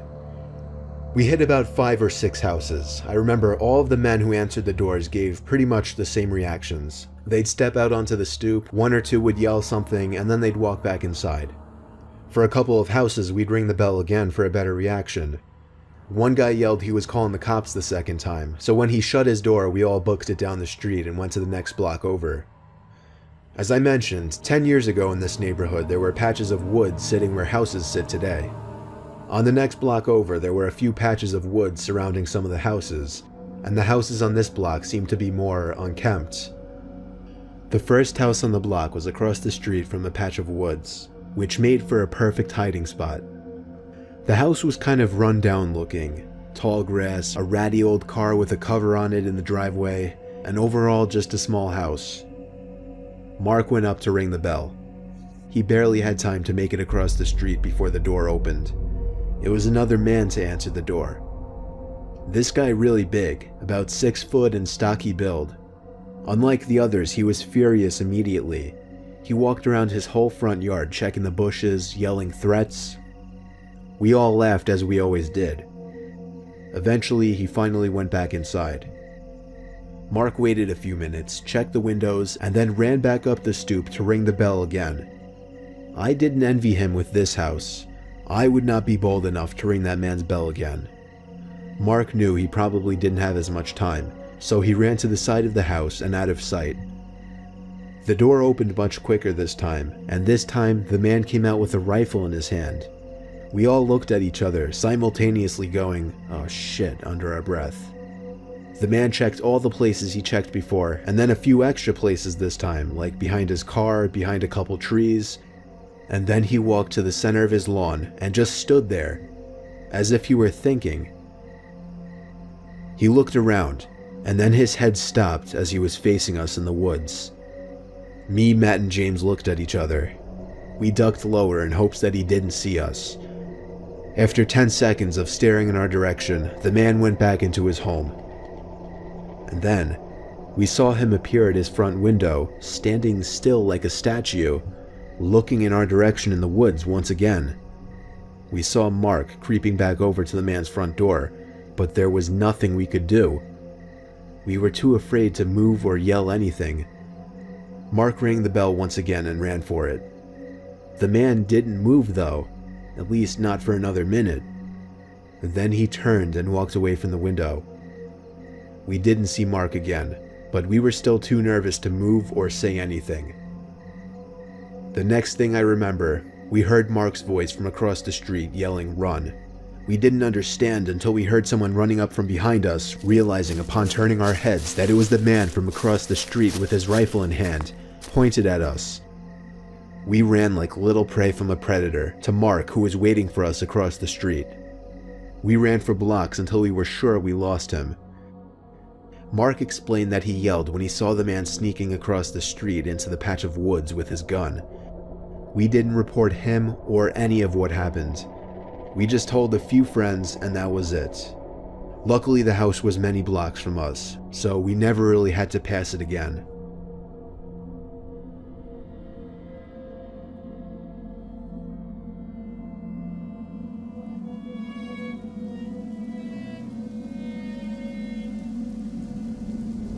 I lived in a house from hell for a couple of weeks. I was a college student, and my parents were paying for a house for me to live in. I'm spoiled, I know.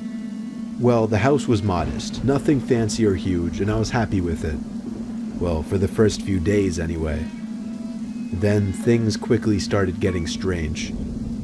On a rainy Saturday with nothing to do, I was watching TV for a few hours.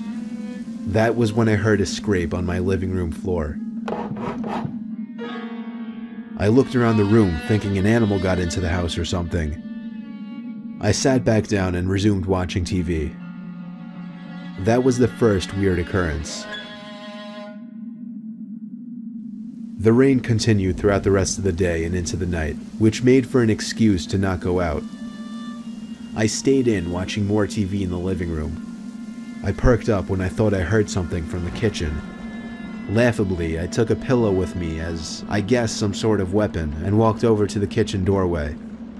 There, in the middle of the dark kitchen, was a box of Cheerios on the floor, spilling out hundreds of the tiny O's. I had no idea how that could have happened.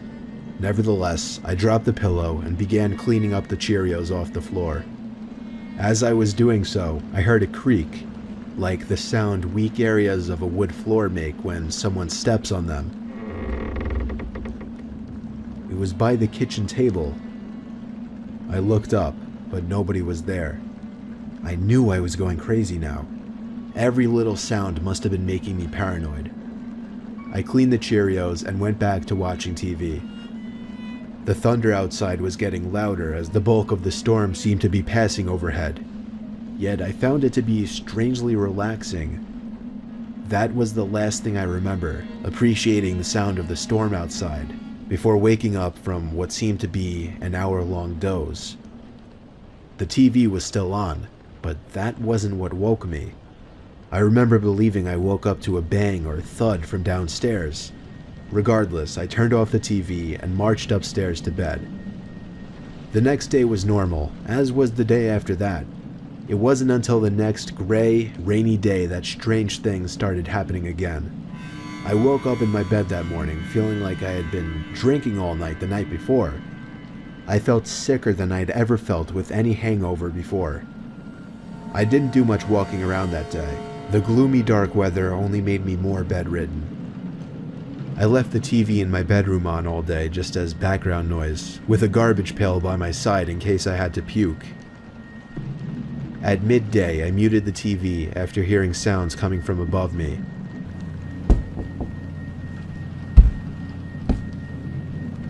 The attic. The attic door was actually in my bedroom, and most of the attic was built over that bedroom. It wasn't just one thud I heard, it was 3 or 4. I managed to get out of bed, despite the fact that every time I moved I wanted to puke. I pulled the string to the attic door down, took one of my old baseball bats with me, and climbed up the steps. I pulled the light switch down to light up the attic. There were a few old boxes that must have belonged to the previous owners scattered about, but I couldn't see any living things to produce those noises. I climbed back down quickly because I was kind of scared of that attic. There were no more noises. Until that night. I woke up to, at first, what I thought was thunder, still feeling a bit sick. The familiar sound of a thud from up in the attic gave me chills.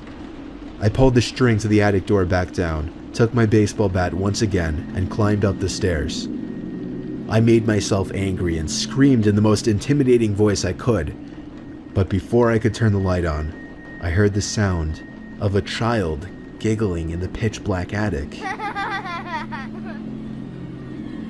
Words cannot describe the feeling of weightlessness, the feeling of my insides dropping inside of my body, the fear that I felt. The word fear is not enough to describe what I felt at that moment. I was out of that house so fast I don't even remember running. I called my dad in the cold rain and asked him to pick me up. I explained everything the best I could. My parents saw how emotional I was about this, and in a weird sense, I think they believed me. I packed all of my things up with my parents the next day and moved back home. To this day, I'm convinced what I experienced in that house was completely paranormal.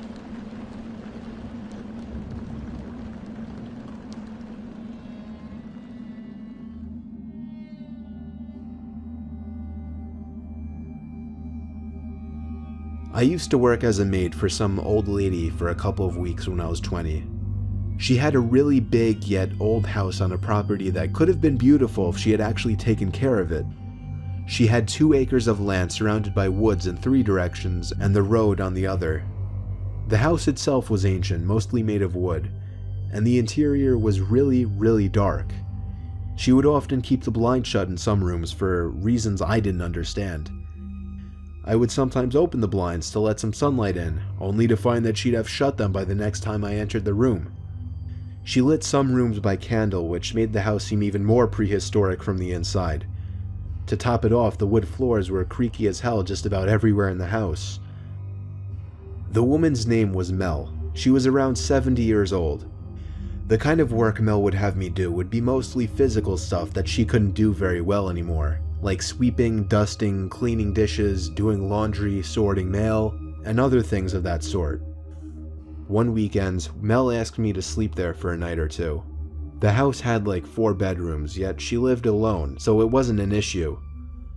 Well, this takes place over the course of a Friday, and technically a Saturday as well. I arrived as per usual on Friday, speaking very few words to Mel. I dropped my backpack full of my clothes and cosmetics onto the bed in the bedroom that I was going to be sleeping in. As I turned to the door, I saw Mel standing by the doorway. She had a creepy way about her, and this entrance was no exception. She didn't say hello, which wasn't as weird as it sounds. She just instructed me to clean the bedroom right away. After that, she just told me to simply straighten up the whole house, and then she went upstairs. I didn't see her for the rest of the day, but I would occasionally hear her walking around upstairs in her bedroom. It was weird, she would seem to walk back and forth. There were no TVs in this house, so I didn't know what she could have been doing. One thing that I found bizarre was how protective she was of her basement. She made it clear it was completely off limits and she didn't want me going down there. Nighttime came and I went to bed early. This was before smartphones were a thing, so I didn't even know what time it was. It was probably 9 or 10 o'clock though. For the first few hours everything was peaceful. However, I still had trouble falling asleep given that it was the most uncomfortable bed I'd ever been in. It felt like hours later that I started hearing footsteps outside my room on the creaky floors. It sounded like Mel was passing my room really slowly. Maybe she was just going to the bathroom. A few minutes later, I heard her footsteps again, but then she stopped outside my door this time. I sat up and listened. I could hear the creaking from behind the door of Mel standing there, and it was starting to creep me out. She finally walked away. I heard her go down the stairs, and then I heard a door open and close from downstairs. I had a feeling it was the basement door. It was a while later that I heard the door open and close again, and then heavy, slow footsteps coming up the creaky stairs. The footsteps once again came to my door, then stopped. I sat up once again to listen, and I could hear creaks of pressure on the floor outside the door, and then I heard the doorknob start to turn. I laid back down and pulled the sheets over me and pretended to be asleep. I heard Mel take a few steps into the room, pause, and then leave. She went back to her room and shut the door. I was a bit disturbed. This was very bizarre behavior. I waited about half an hour before deciding I had to see what was in that basement. I got out of the rickety bed, tiptoed to the door, and then tiptoed down the stairs the best I could. I opened the heavy basement door, flipped on the lights, and crept down the stairs. I made it to the bottom step and held in the urge to scream. There were 2 old wooden chairs dead center in the basement, and there were 2 of what I could only describe as decaying corpses with wigs on them sitting in them. The sight of a bug crawling on one of them made me want to puke even more. I brought myself to walk deeper into the basement, closer to the corpses. I had to make sure they were real. Both of the corpses had men's wigs on them. The bigger of the 2 also had a beret on. I don't know much about corpses or their rate of decaying, but I'd say these corpses were both almost a year old. I felt like my heart stopped momentarily when I heard footsteps coming from upstairs on the first floor. I couldn't make it to the light switch. I had no time. I hid behind one of the couches in the basement as I heard slow, heavy footsteps coming down one creaky stair at a time. I had my hands covering my mouth as I heard Mel reach the last stair. I heard her whisper my name. For half a second, I looked around the couch and saw Mel halfway across the basement already with a big kitchen knife in her hand. I knew she would be too slow to catch me, so I ran for it to the stairs. She screamed my name and followed as fast as she could. When I made it to the first floor of the house, I ran upstairs to the bedroom I was sleeping in to grab my backpack. By the time I ran back downstairs, Mel was at the top basement step. I ran out the front door and to my car. I turned it on, caught my breath, looked to the front door of the big old house, and saw Mel standing there. I drove off the huge property and down the road, making it back home within 10 minutes. Fortunately, I never gave Mel any of my information, such as my address or my phone number, so she was never able to contact me again. If I had to guess, I'd say one of those corpses belonged to her dead husband that she'd mentioned twice to me. As for the other, smaller corpse, I have no idea, but regardless, it was a disturbing scene to witness, and something was way off about that woman.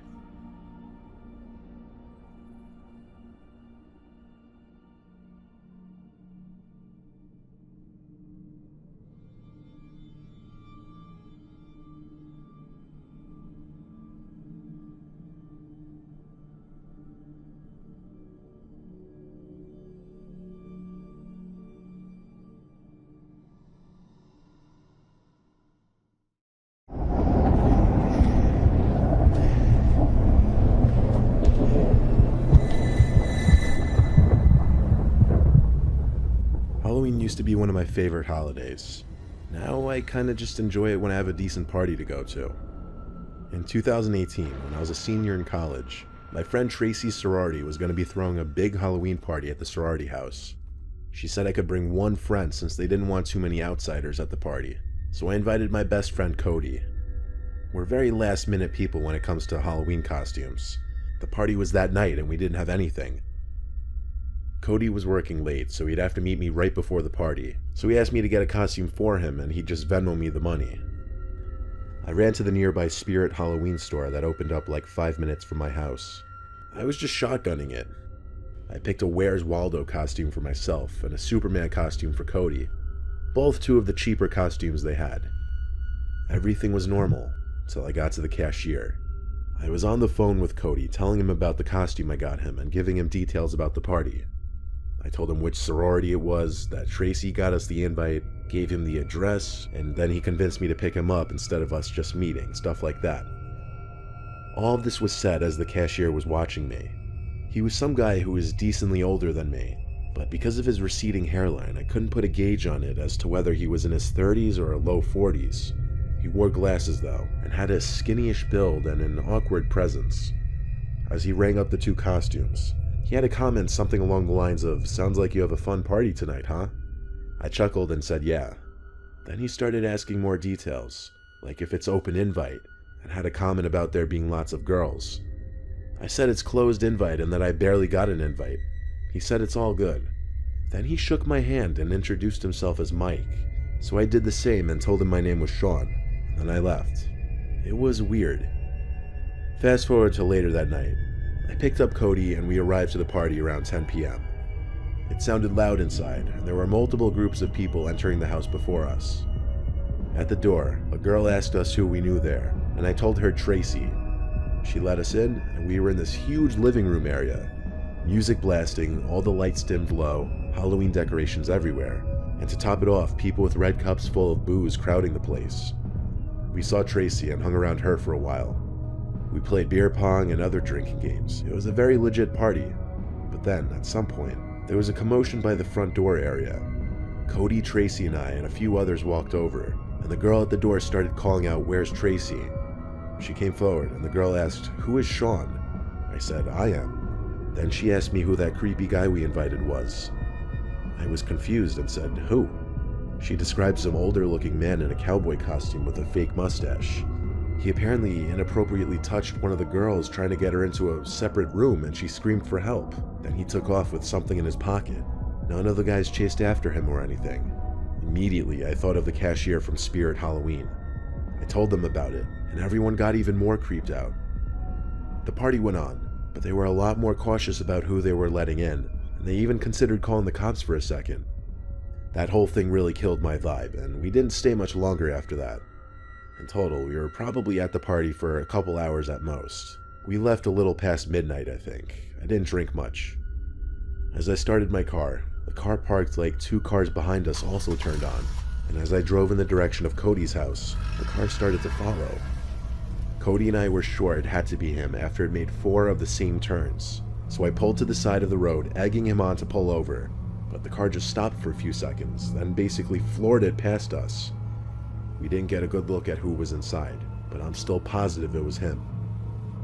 After dropping off Cody down the block from his house, just being cautious, I was staying very aware of my surroundings, and because of that, I noticed a car in the near distance with its lights off, tailing me. It looked like the same car. I got to a main road, once again pulled over, and waited. The car once again waited, and then a few seconds later turned on its lights and floored it in the far left lane, passing me. I was obviously shook, and drove home as fast as I could while I was sure I wasn't being followed. I called that Spirit Halloween location the next day and reported the cashier.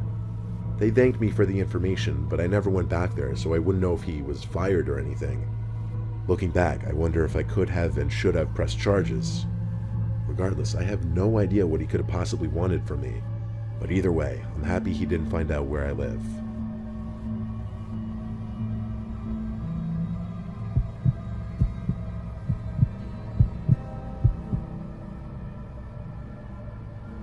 Halloween of 2019 was the most terrifying night of my life. I live in Australia, and because we don't celebrate Halloween as enthusiastically, we don't get as many trick-or-treaters, around 5 or 6 people at most. I am personally a huge fan of Halloween though, to the dismay of my parents who would prefer not to acknowledge it. Obviously that leaves me in charge of putting up decorations and handing out candy. This particular year, Halloween fell on a school night and a storm began just after 6 o'clock. Which unfortunately meant my efforts preparing the decorations had pretty much gone to waste. Ignoring my better judgment, I still waited for trick-or-treaters in the living room and watched The Conjuring to pass the time. Around an hour and a half later, I got a message from my friend M on our group chat, asking if anyone would like to mess around and go trick-or-treating. At first I was confused. We hadn't gone trick-or-treating in over 5 years, but I decided it would make the night more enjoyable as nobody was knocking on the door anyway. My other friends, who I'll call S, C, and H, all agreed and asked M where we should meet up. M quickly replied he couldn't make it, which was strange because he was the one who offered to go trick-or-treating, but he suggested a house which has lots of candy. Me, S, C, and H all arrived at the house within half an hour. A large table with a pumpkin bowl filled with lollipops stood at the front porch, and after checking the windows to make sure we weren't being watched, we emptied the bowl between us, only leaving a few to avoid suspicion. As we turned around to leave, we were greeted by 2 men dressed as clowns approaching us up the driveway. They had huge painted smiles and tilted heads. I could tell we were all creeped out, and one of my friends screamed as they started bolting towards us, one squeaking its rubber nose as they chased. After running for what felt like an eternity, we finally lost them. We decided to go to M's house so we could discuss what just happened in a safe area. However, when M answered the door, he burst into laughter. "What the hell are you guys doing?" he said, confused. "You told us to go trick-or-treating. Can you just let us inside?" S replied. After sitting down on M's couch, we all soon realized M had lost his phone earlier that day, and a stranger had suggested the idea of going to that house, presumably some sort of trap from the clowns. After another half hour, I cautiously made it home by 9:30, finished my movie, and went outside to collect the candy bowl I set up. I was shocked to see the bowl was completely empty. However, my stomach turned when I saw a clown nose was now laying inside of it. I told my parents everything that happened, and showed them the clown nose that had been left at our house. They assured me it was just some Halloween prank. I woke up around 1 a.m. to noises coming from my bedroom window, like rocks hitting the glass. Although I was scared half to death, my curiosity got the better of me, and I eventually opened the blinds. My Halloween decorations were destroyed and littered the ground below. I stared motionless in complete shock, until a lollipop was thrown at the window, breaking my trance. I looked up and saw them, the two clowns perched upon the neighbor's roof, looking down at me. I screamed and ran away towards my parents' room. I'll skip the details that followed, but the police were called and the clowns were not found. The officers informed us they would check out the house my friends and I trick-or-treated at, and they left in about half an hour. The following morning, we were told the house was abandoned, and M's phone was discovered inside. That day at school, I learned M, S, C, and H all had creepy experiences during the night as well.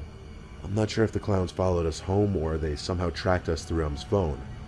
All I know is that Halloween is only a few weeks away, and I am completely terrified they'll return.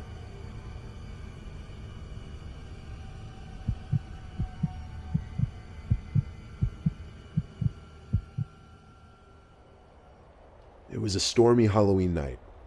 I was with my three friends John, Mary, and Keenan. Since we didn't have any real plans and were kind of just hanging around, I decided to grab the Ouija board from my closet. All my friends were down to try it. I wanted to be funny but also set the mood, so I got 3 candles, lit them, and turned off all the lights. The 4 of us sat at the table with our hands on the planchette. We started off by saying, "Is anyone there?" Of course, the planchette started to move, and we all started to laugh. It went from Y to E to S, spelling yes. John and I began asking the really stupid, goofy questions, like, "Will you haunt Mary?" And she kept begging us to stop. But as the planchette moved to once again spell out the word yes, we all erupted into laughter.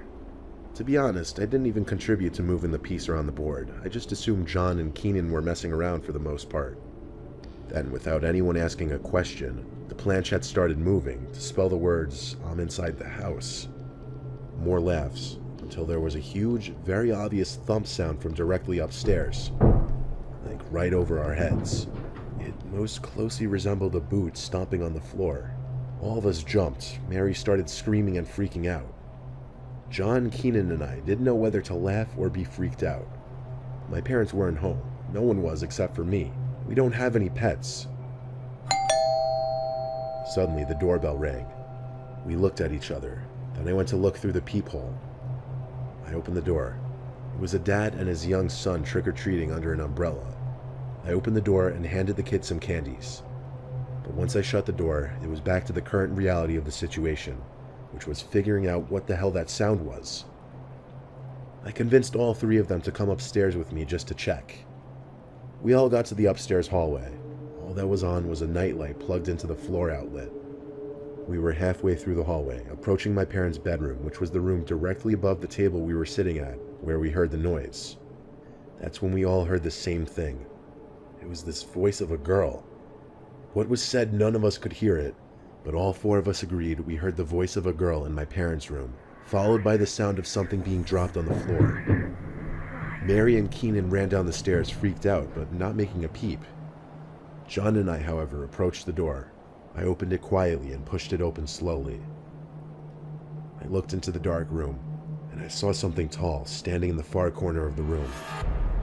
I slammed the door shut and we ran down the stairs. We stayed in the living room and flicked on the lights, and then noticed one of the candles by the Ouija board was blown out. I called the cops, and a few minutes later, when an officer arrived, I asked him to check my parents' bedroom. I led him up the stairs and pointed at the door.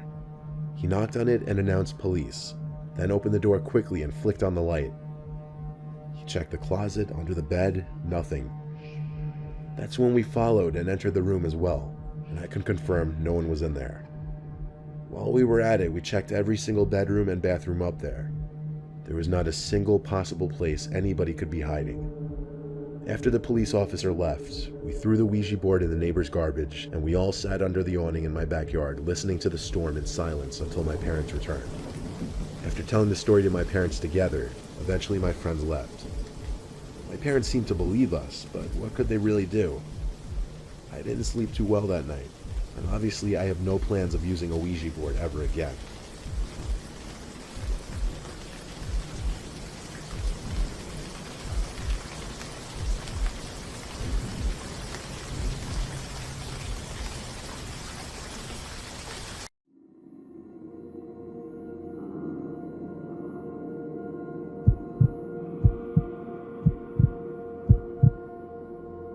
When my dad was around 50, he got an African Grey. He always loved parrots his whole life, so I was happy for him to get one after his retirement.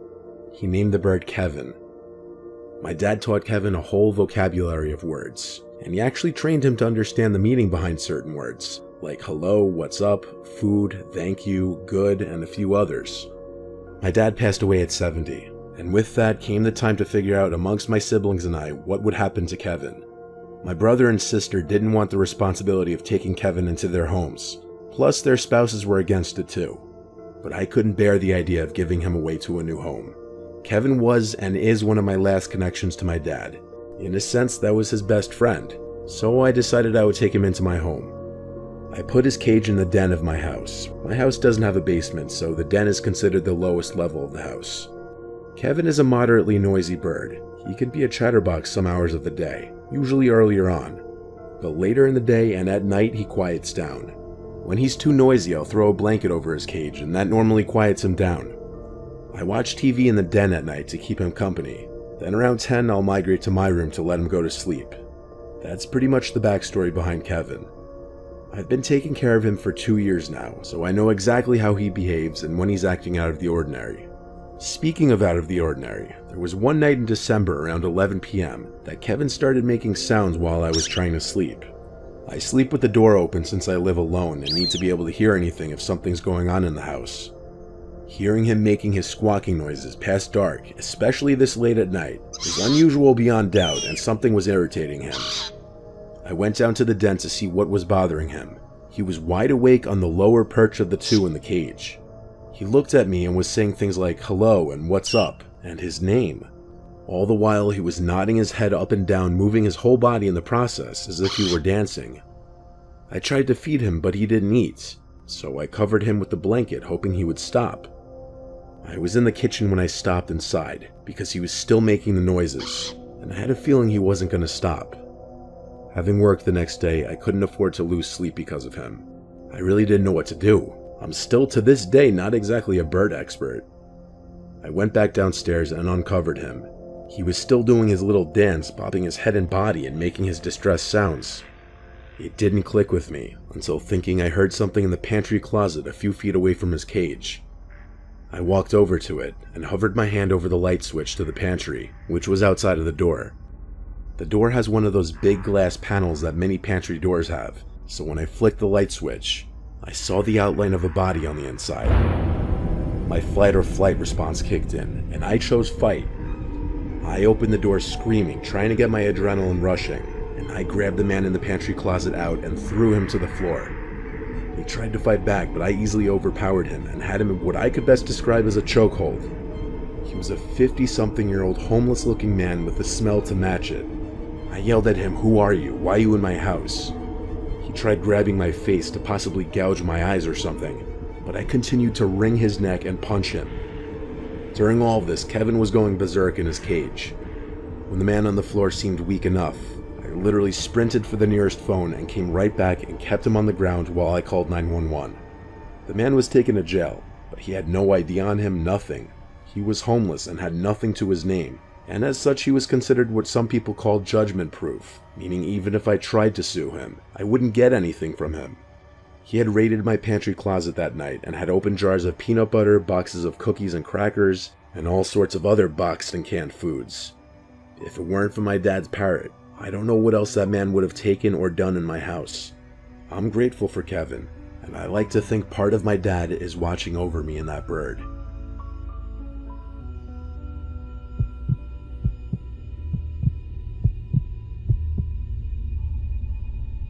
This story takes place when I was a junior in high school. For context, here's a little background information. Back in the day, I was a pretty involved student, took all the hard classes, and was in a few varsity sports.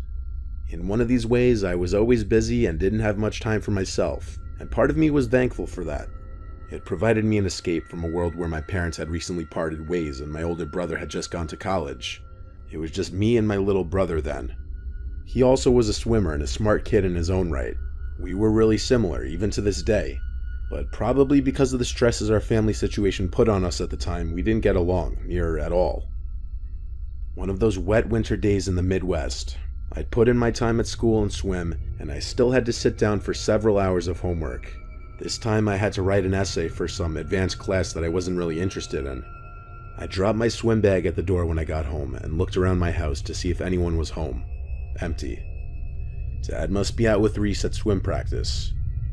His club team had the slot at the pool after the high school team was done.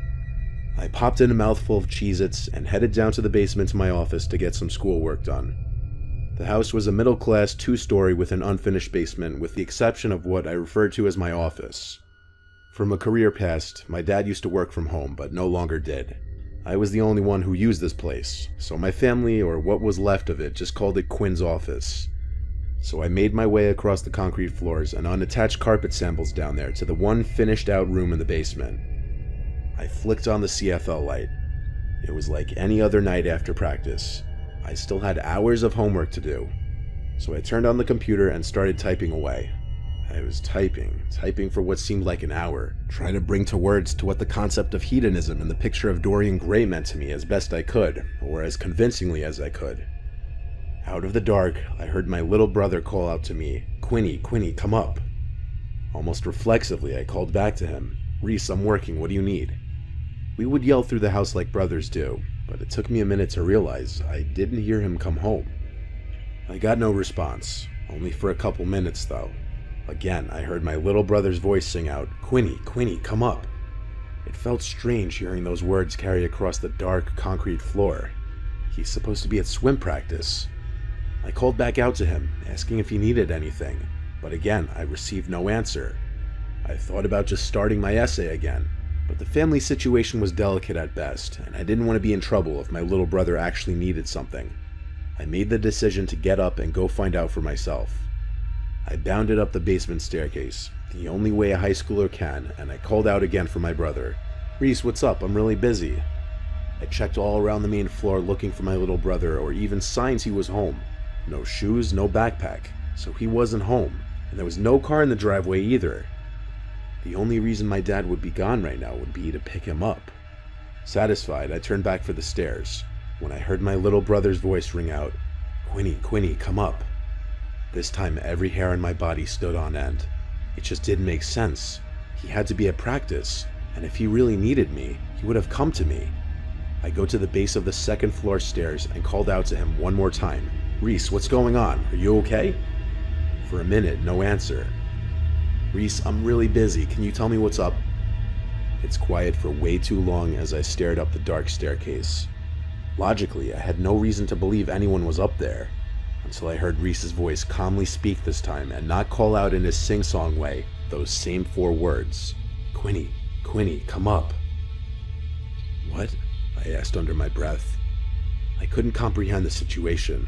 I did quick inventory of any probable scenario. Break-in? Wrong voice. A prank? I would have seen something at this point. It had to be Reese, and maybe helping him would make me a good brother. So I began up the stairs. My heart pounded with each step, and I was about to make the landing to the dark second floor. Then I heard the buzz of the garage door motor. I ran back down the stairs and looked out the window. It was my father's sedan, and him and my little brother got out. I stumbled from the window to the hall where they would enter, and I felt my heart almost stop beating. I collapsed on the floor and just started to cry uncontrollably.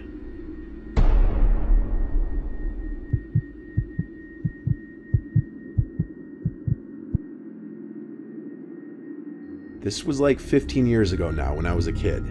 I was with my best friend Jackson at some abandoned family resort or bungalow colony type place in New York. It was off a main road and then down a private dirt path driveway entrance, and it was a rather large property with a bunch of old abandoned buildings including at least 10 small bungalows, a main hall, a few bathroom stations, and an indoor pool house.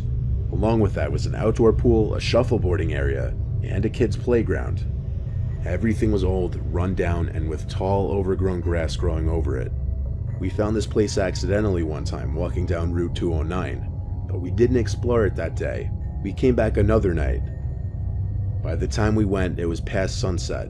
The sun was kissing the sky goodnight. It was getting very dark, but we didn't want to come during the day in fear of getting caught and getting charged with trespassing. We brought along walkie-talkies and flashlights with us to communicate to each other when we'd split up. We started looking around the bungalows together. Most of them looked the same and were relatively small.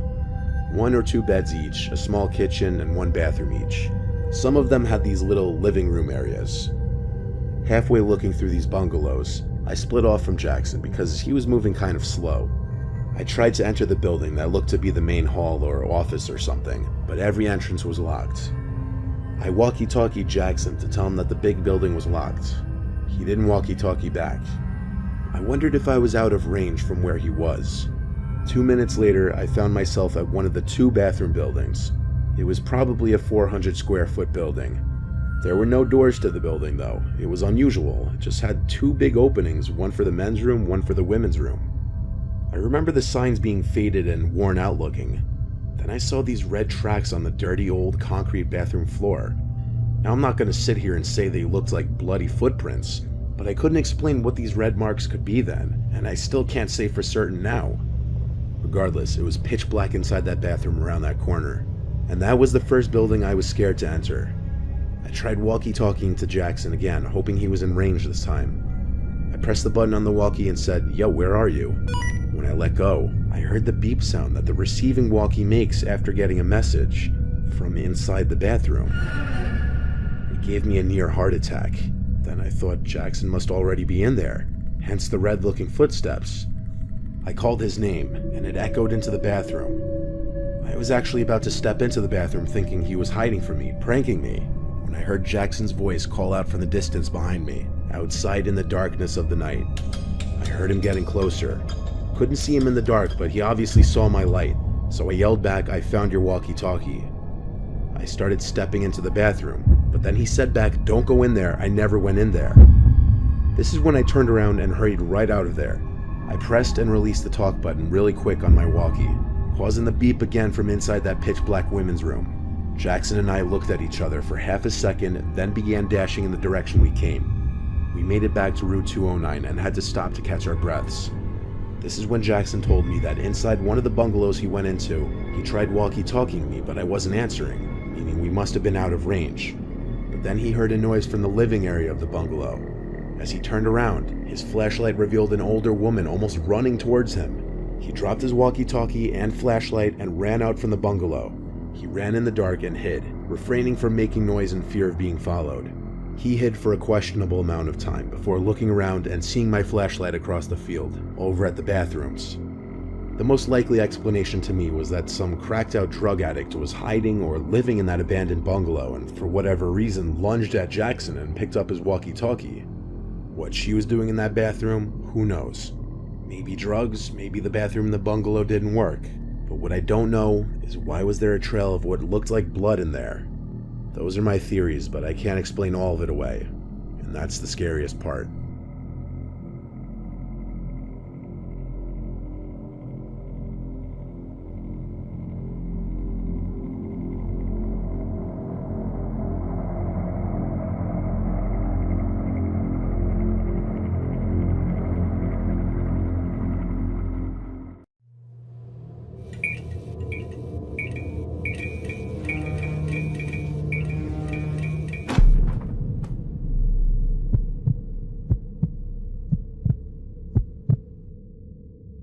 One of the benefits of my job is that I get to travel all around the world. It's taken me to some amazing destinations like Greece and Italy, although most of the time I stay within the US. few years ago, my job took me to a mountainous region in the northeastern United States called the Adirondacks. If anyone's familiar with the area, you know what I'm talking about when I say it's beautiful in the fall. The leaves change and it makes the mountains look like you're in a fairy tale or something. It's incredible. Usually, my job pays for a hotel, but this time I wanted to spend some much-needed alone time in the mountains. So I went through Airbnb to find a secluded mountain home for the weekend. I found a beautiful home that was nestled in the trees and had an incredible view that looked down part of a mountain from the back deck. This place was exactly what I was looking for. There were a few trails right by the house that I could jog on in the morning, and as I said, the back deck had an amazing view that I could just sit and relax and take in all the scenic beauty. For privacy reasons, I'm not going to reveal the name of the woman who posted the property on Airbnb.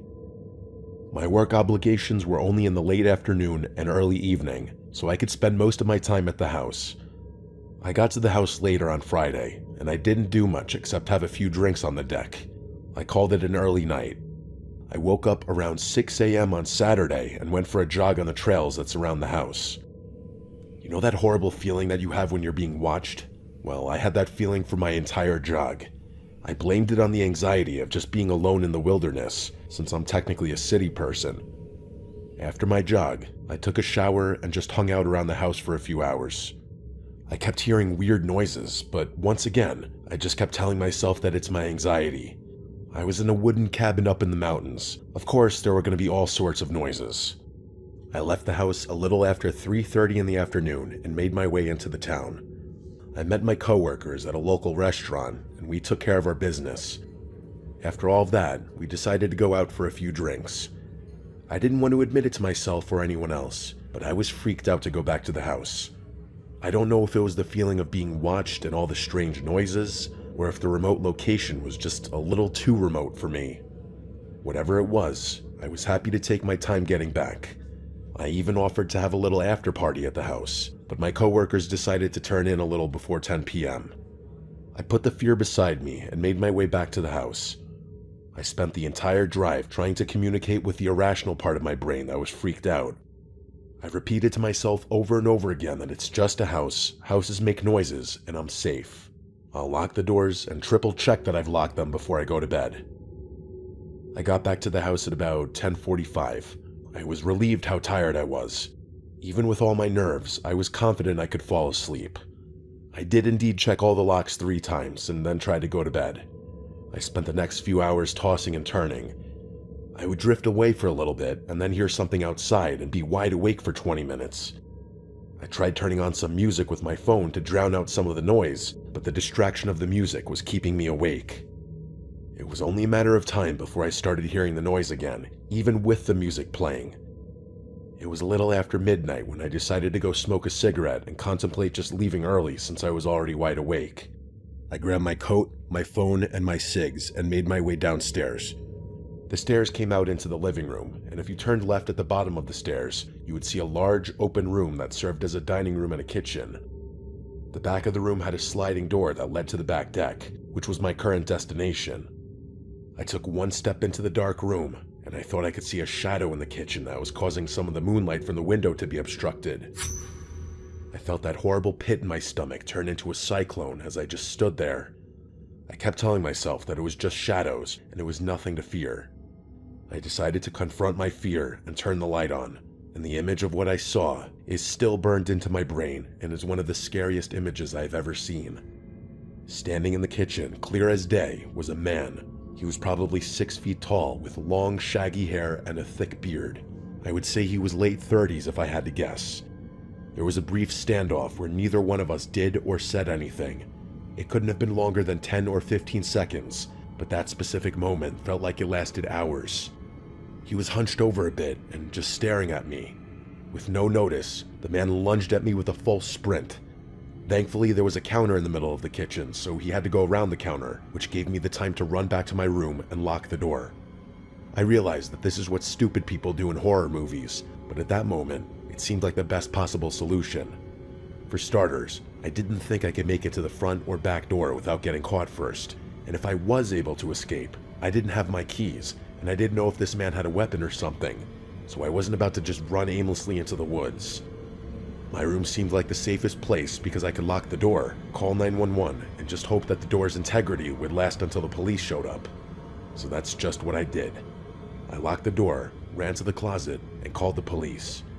I told them the address and to hurry.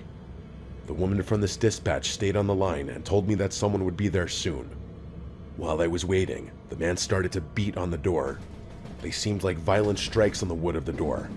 After each strike, he would say the weirdest things, like he kept saying that he loves me and that he's changed.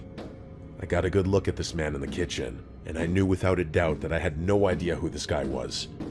I started yelling back to the man that I didn't know him and that he had the wrong woman, but it was like he couldn't hear me. He just kept yelling about how much he loved me and that he needed me back. I could hear the door starting to break. When I looked, I could see his fist starting to penetrate the wood of the door from him striking it repeatedly.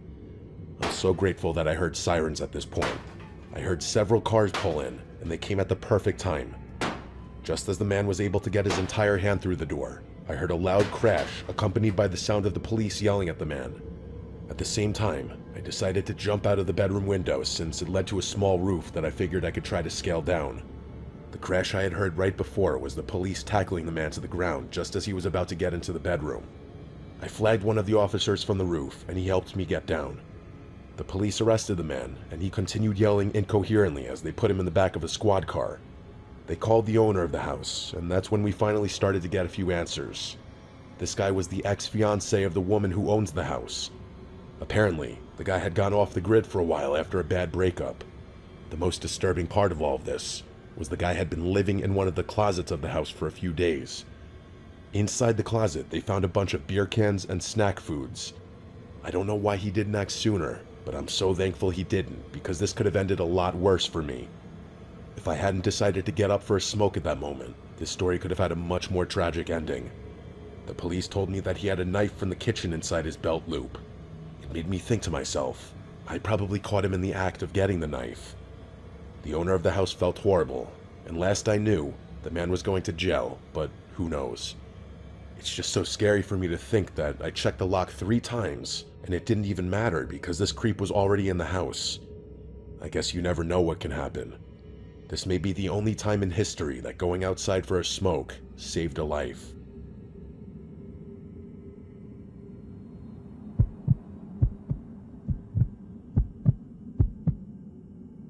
Okay, so this is a weird story. I was freaked out in the moment, but for a while, I thought maybe I was just overreacting. It was almost 2 years ago, and I interviewed for a job that was in another state. It was about a 5-hour drive. Instead of driving home after the interview, my soon-to-be wife suggested that I find an Airbnb to stay at for the night. I'm hopeless when it comes to apps like this, and I have no idea how to find a good place. She downloaded the app for me, found a place that looked nice, and it was only about a 10-minute drive from where the interview was being held. I booked the spot and got myself ready for the interview. The guy who owned the house was really nice. I was messaging him about why I was coming down, and he told me that if I wanted to, I could get into the house early that day so I could get myself ready and prepared for the interview, instead of driving for 5 hours and then going straight into the interview. I thought that was really nice. The owner sent me the code to get in and gave me all the instructions on how to lock the door. Well, it's literally one button, but still good to know since I had never used one of those keypad locks before this. My interview was at 3. I had more than enough time to shower and get myself mentally prepared for the interview. When I plugged in the interview address into the GPS, it said 9 minutes, so I planned on giving myself at least 30 minutes in case I got lost or hit traffic. After the interview, I grabbed some tacos and went back to the house. I thought the interview went well, but of course, I spent the next few hours second-guessing every answer I gave. I tend to do that when I'm nervous. I didn't do much of anything that night except eat, talk to my girl on the phone, and watch a movie. I know all these places are cleaned, but I still find it weird to sleep in someone else's bed. I'm just weird like that. It's why I don't travel a lot or go on vacation. I planned on sleeping on the couch and heading out first thing in the morning. The living room was cozy. It had a big, fluffy wraparound couch that was in front of a fireplace. Above the fireplace was a huge TV. Just to sweeten the deal, the room also had surround sound. I was perfectly content just staying in this room all night and watching movies until I dozed off and went to bed. Around 11 that night, I grabbed a blanket from one of the beds and I threw on Avengers Endgame. I was only about 15 minutes into the movie when I started to fall asleep. That sleep didn't last very long, as I was awoken by the sound of the doorbell. I just laid there for a few minutes and looked around. I didn't know if I was dreaming or if it was the movie or something. Then a few seconds later, the doorbell chimed again. I couldn't believe it. The doorbell was actually ringing. I grabbed my phone and saw that the time said 11:33. I couldn't imagine who would be ringing the doorbell at this hour. My first thought was just to ignore it. Then the bell rang again. Every time it rang, it made my heart basically jump out of my chest. At the fourth ring, I decided I was going to go check it out. I was thinking to myself, what if it were like the police or something?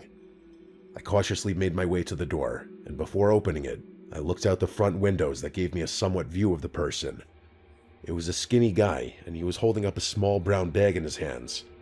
He had his head down and almost looked unresponsive. I went to the door and opened it, but left the screen door shut and locked. The light was dim, so I couldn't get a decent look at the guy. With his head still down, he told me he had my pizza delivery. Clearly, he wasn't holding a pizza. It was a brown paper bag. I politely told him I didn't order a pizza and that he had the wrong address. I shut the door and started heading back to the living room. The doorbell rang again. I marched back to the front door and opened it. Before I could yell "go away" or anything, he just told me again in a bleak and monotone voice that he had my pizza. When I shouted I didn't order a pizza, the guy responded by giving me the address of the house and said the delivery was for this address. I started to shout that it was a mistake and I didn't order pizza, and while I was shouting, I noticed that the guy was grabbing the screen door handle. I know I should have been more freaked out, but I was just annoyed. I slammed the door after yelling at him to go away before I called the police. After I slammed the door, I snuck back to the front window and again crouched down to look at what this guy was doing. He stood there for another minute and walked away. He had a beat-up red sedan of some kind. I couldn't tell what the make was. One of the front headlights was busted. Once I saw him get into the car, I felt a moment of relief. After that ordeal, I was ironically hungry. I grabbed something from the kitchen, and as I was walking back to the living room, I saw lights still shining through the front windows. When I looked outside, this guy was still sitting in the driveway with his one high beam shining through the window. I decided to go upstairs and look out one of the bedroom windows since I would have a much better vantage point. Because the light was so bright, I couldn't see him sitting in the car, but I could see that the car was running. I was still more annoyed than anything else. My two thoughts were either calling the police or going outside and telling this guy to hit the road.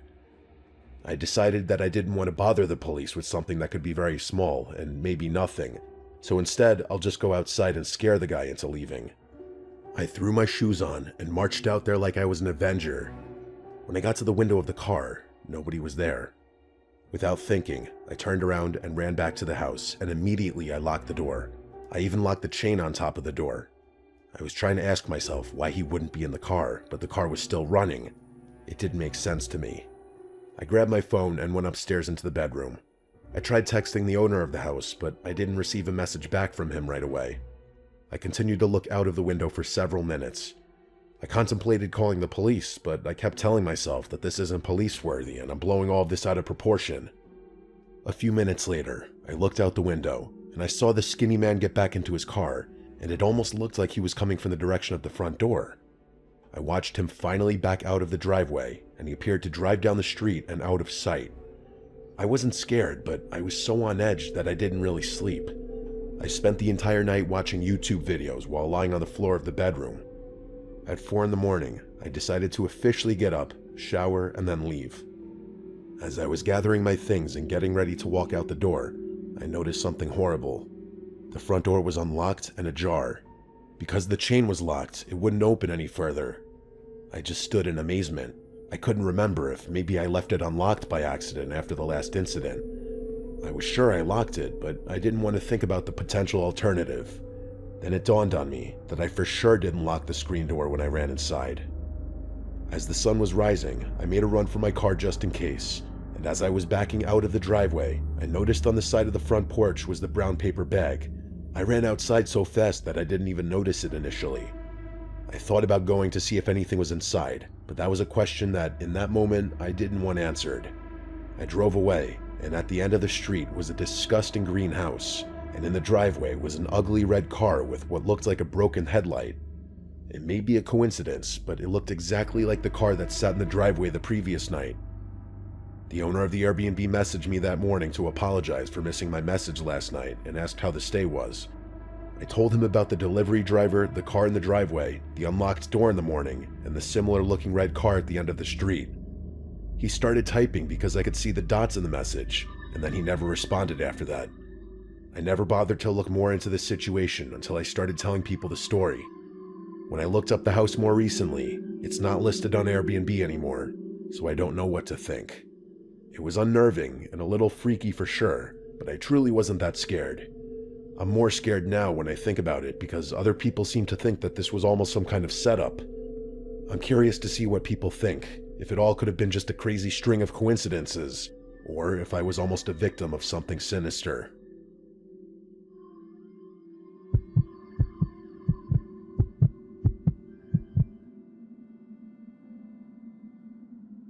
Let me start by saying that monsters exist in this world, and they're not ghosts or demons, but very real people who mean you harm.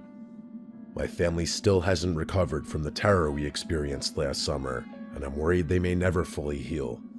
I'll start at the beginning and do my best to tell the story. My wife and I decided to take the kids on a small family vacation. Nothing crazy, just a few nights away at the ocean. I was surprised to see that finding houses on Airbnb was cheaper than the hotels that were available. My wife found this awesome place that wasn't right on the ocean, but it was only a 5-minute walk, and it was way cheaper than staying on the ocean. The house was directly at the back of a dead-end street, and behind the house was a creek, so it felt very private, which was cool. We got to the beach town in the mid-afternoon, and we spent several hours at the beach before heading to the house. My son was 8 and my daughter was 13, and usually they fight constantly, but something about being at the ocean caused them to play together like good siblings. This would probably be the highlight of the trip because things started going downhill after that. We got to the house at 5 and unpacked our bags. The kiddos claimed their rooms, and we all got cleaned up from the beach. My wife brought a bunch of meals to cook instead of us having to go out every night. She loves to cook, which I love. There really is nothing better than a home-cooked meal. The deal is, she cooks and I do the dishes. It seems like a fair trade-off. That night, we stayed up for a few hours and played Uno, and then we eventually went to bed. I slept like a baby that night. I wish I could have said the same thing about my son. The next morning, he looked exhausted at breakfast. The poor kid barely touched his food. When I asked him what was wrong, he just put his head down and didn't say anything. He almost looked embarrassed. After a little bit of prying, he finally caved in and told me what was wrong. He claimed that he saw ghosts the previous night. Yes, you heard me correctly. My 8-year-old son claimed to have seen ghosts. When I asked him to explain more, he told me that he saw the shadows move around in the backyard. He looked out the window and saw several shadows come up to the house and disappear for a while, then eventually go back into the tree line, which was right before the creek. He said one of the shadows even turned around at one point and waved at him. The poor kid was in tears while he was telling me. Whatever he saw, or whatever he thought he saw, it clearly freaked him out. My wife and I, and even my daughter, were giving him the ghosts aren't real talk. It took a little while, but he finally started acting like himself again. We went to the beach that day and had another fun day together, hitting waves and building sandcastles. When we got back to the house, I noticed that the door wasn't locked. I asked my wife if she had locked it, and she wasn't sure. I'm compulsive about locking the door, and unfortunately, she isn't. I would have been more annoyed, but anything of value that we had was with me, and after a little walk around the house, nothing looked out of place. Another evening of cooking and card games, and then the kids went to bed around 10 p.m. My wife and I stayed up for a little bit longer and had a few drinks. I didn't look at the exact time, but I would say it was nearly midnight when my son knocked on our bedroom door. He could barely talk, and the poor kid was trembling. He said the ghosts are back, and they're in the backyard again. I sprang up and looked out all the windows, and I didn't see anything. I kept asking him to point them out, but he was too scared to even look out the window. The only thing that was admittedly a little weird was that the backyard floodlight was on, but that could have been set off by anything like the wind or even an animal. I spent the next few minutes trying to comfort him and tell him everything was okay. When he finally spoke, he barely got the words out. He said one of the ghosts tapped on his window. He told him that if he screamed, he would hurt his entire family. According to my son, he asked the ghost to leave him alone, and apparently, the ghost said he'd leave him alone if he opened the door. Instead of opening the door, my son came to wake us up. I was scared, but not because I thought ghosts were real, rather because something was clearly terrifying my poor son. I was thinking maybe my daughter showed him a movie or something that he wasn't supposed to see, or maybe he was just homesick, since he hadn't traveled much as a family. That night, he slept with us, and I didn't sleep very well because I could feel him shaking all night. The kid was truly scared out of his mind. At breakfast, it was the same as the day before. He barely touched his food, and he looked like he was about to collapse into his scrambled eggs. I pitched an idea to him and the rest of the family. I proposed that we have a camp out in the living room. We can make a fort and we'll all sleep together. It'll be like a family sleepover or something. The kids loved it, especially my son. If he was going to see the ghosts tonight, at least I'd be there with him. We played games for a while, but eventually we all fell asleep. At 2:30 in the morning, my son was shaking me awake and said that the ghosts were outside. I got up expecting to see nothing, and I couldn't be more wrong. At the sliding door were 3 hooded figures wearing these creepy black masks with these bulging white eyes. They almost looked like golf balls. I shouted some kind of nonsense out of fear, and that woke up my wife and daughter. As soon as they saw the masked figures, they started to scream and shout. During all the commotion, I saw one figure trying to open the sliding door, but thankfully it was locked. My daughter, thinking quickly on her feet, called 911. I grabbed a big walking stick that was inside the house and approached the door. I realized that if they had real weapons, the walking stick would be useless, but I was in fight or flight mode and I had to protect my family. I started yelling at them to leave my family alone, and they looked like they were taunting me, almost like they were enjoying the mental pain they were putting my family through. The person on the left side of the door pulled out what looked like a knife and started waving it back and forth. My family was in tears and continued screaming for their lives. I'll never forget those horrible screams. And then, out of nowhere, almost like a scene from a movie, I saw the person at the end get tackled by a police officer. The other 2 sprinted away, but didn't get very far, as they were also caught by the local police force. They were arrested, and when I saw the faces under the masks, I was almost more afraid. There were 3 young men, just normal-looking guys. I found out months later that 2 of the men were 20, and one of them was 18. My son thought these 3 masked men were ghosts because it was dark and they were dressed in all black. When they were apprehended, I was informed that all 3 of them had a knife on them, not just the one guy who showed his knife. I'm convinced these random young men were targeting us specifically, considering they kept coming back. After talking extensively with local law enforcement, apparently there's a group of punks in the area that target tourists, especially tourists with families. I guess they assume that tourists with families have more money, and when they have kids, they're easier targets. The police weren't overly concerned, which made me fear that this happens all too often. It makes me sad and angry that these types of people exist in the world. You hear stories like this all over the internet, but you never think it could happen to you, especially on vacation. The police seem to think that they wouldn't have physically harmed us and they only wanted our money, but no one knows what they were capable of doing if they were able to get through that sliding door. Not to mention, the mental scars we got from this trip will last a lifetime. Sometimes the mental scars are much more painful than the physical ones. I don't actually know what became of these men, and thankfully I'll never find out, because I will never be returning to that Airbnb or that beach town for the rest of my life.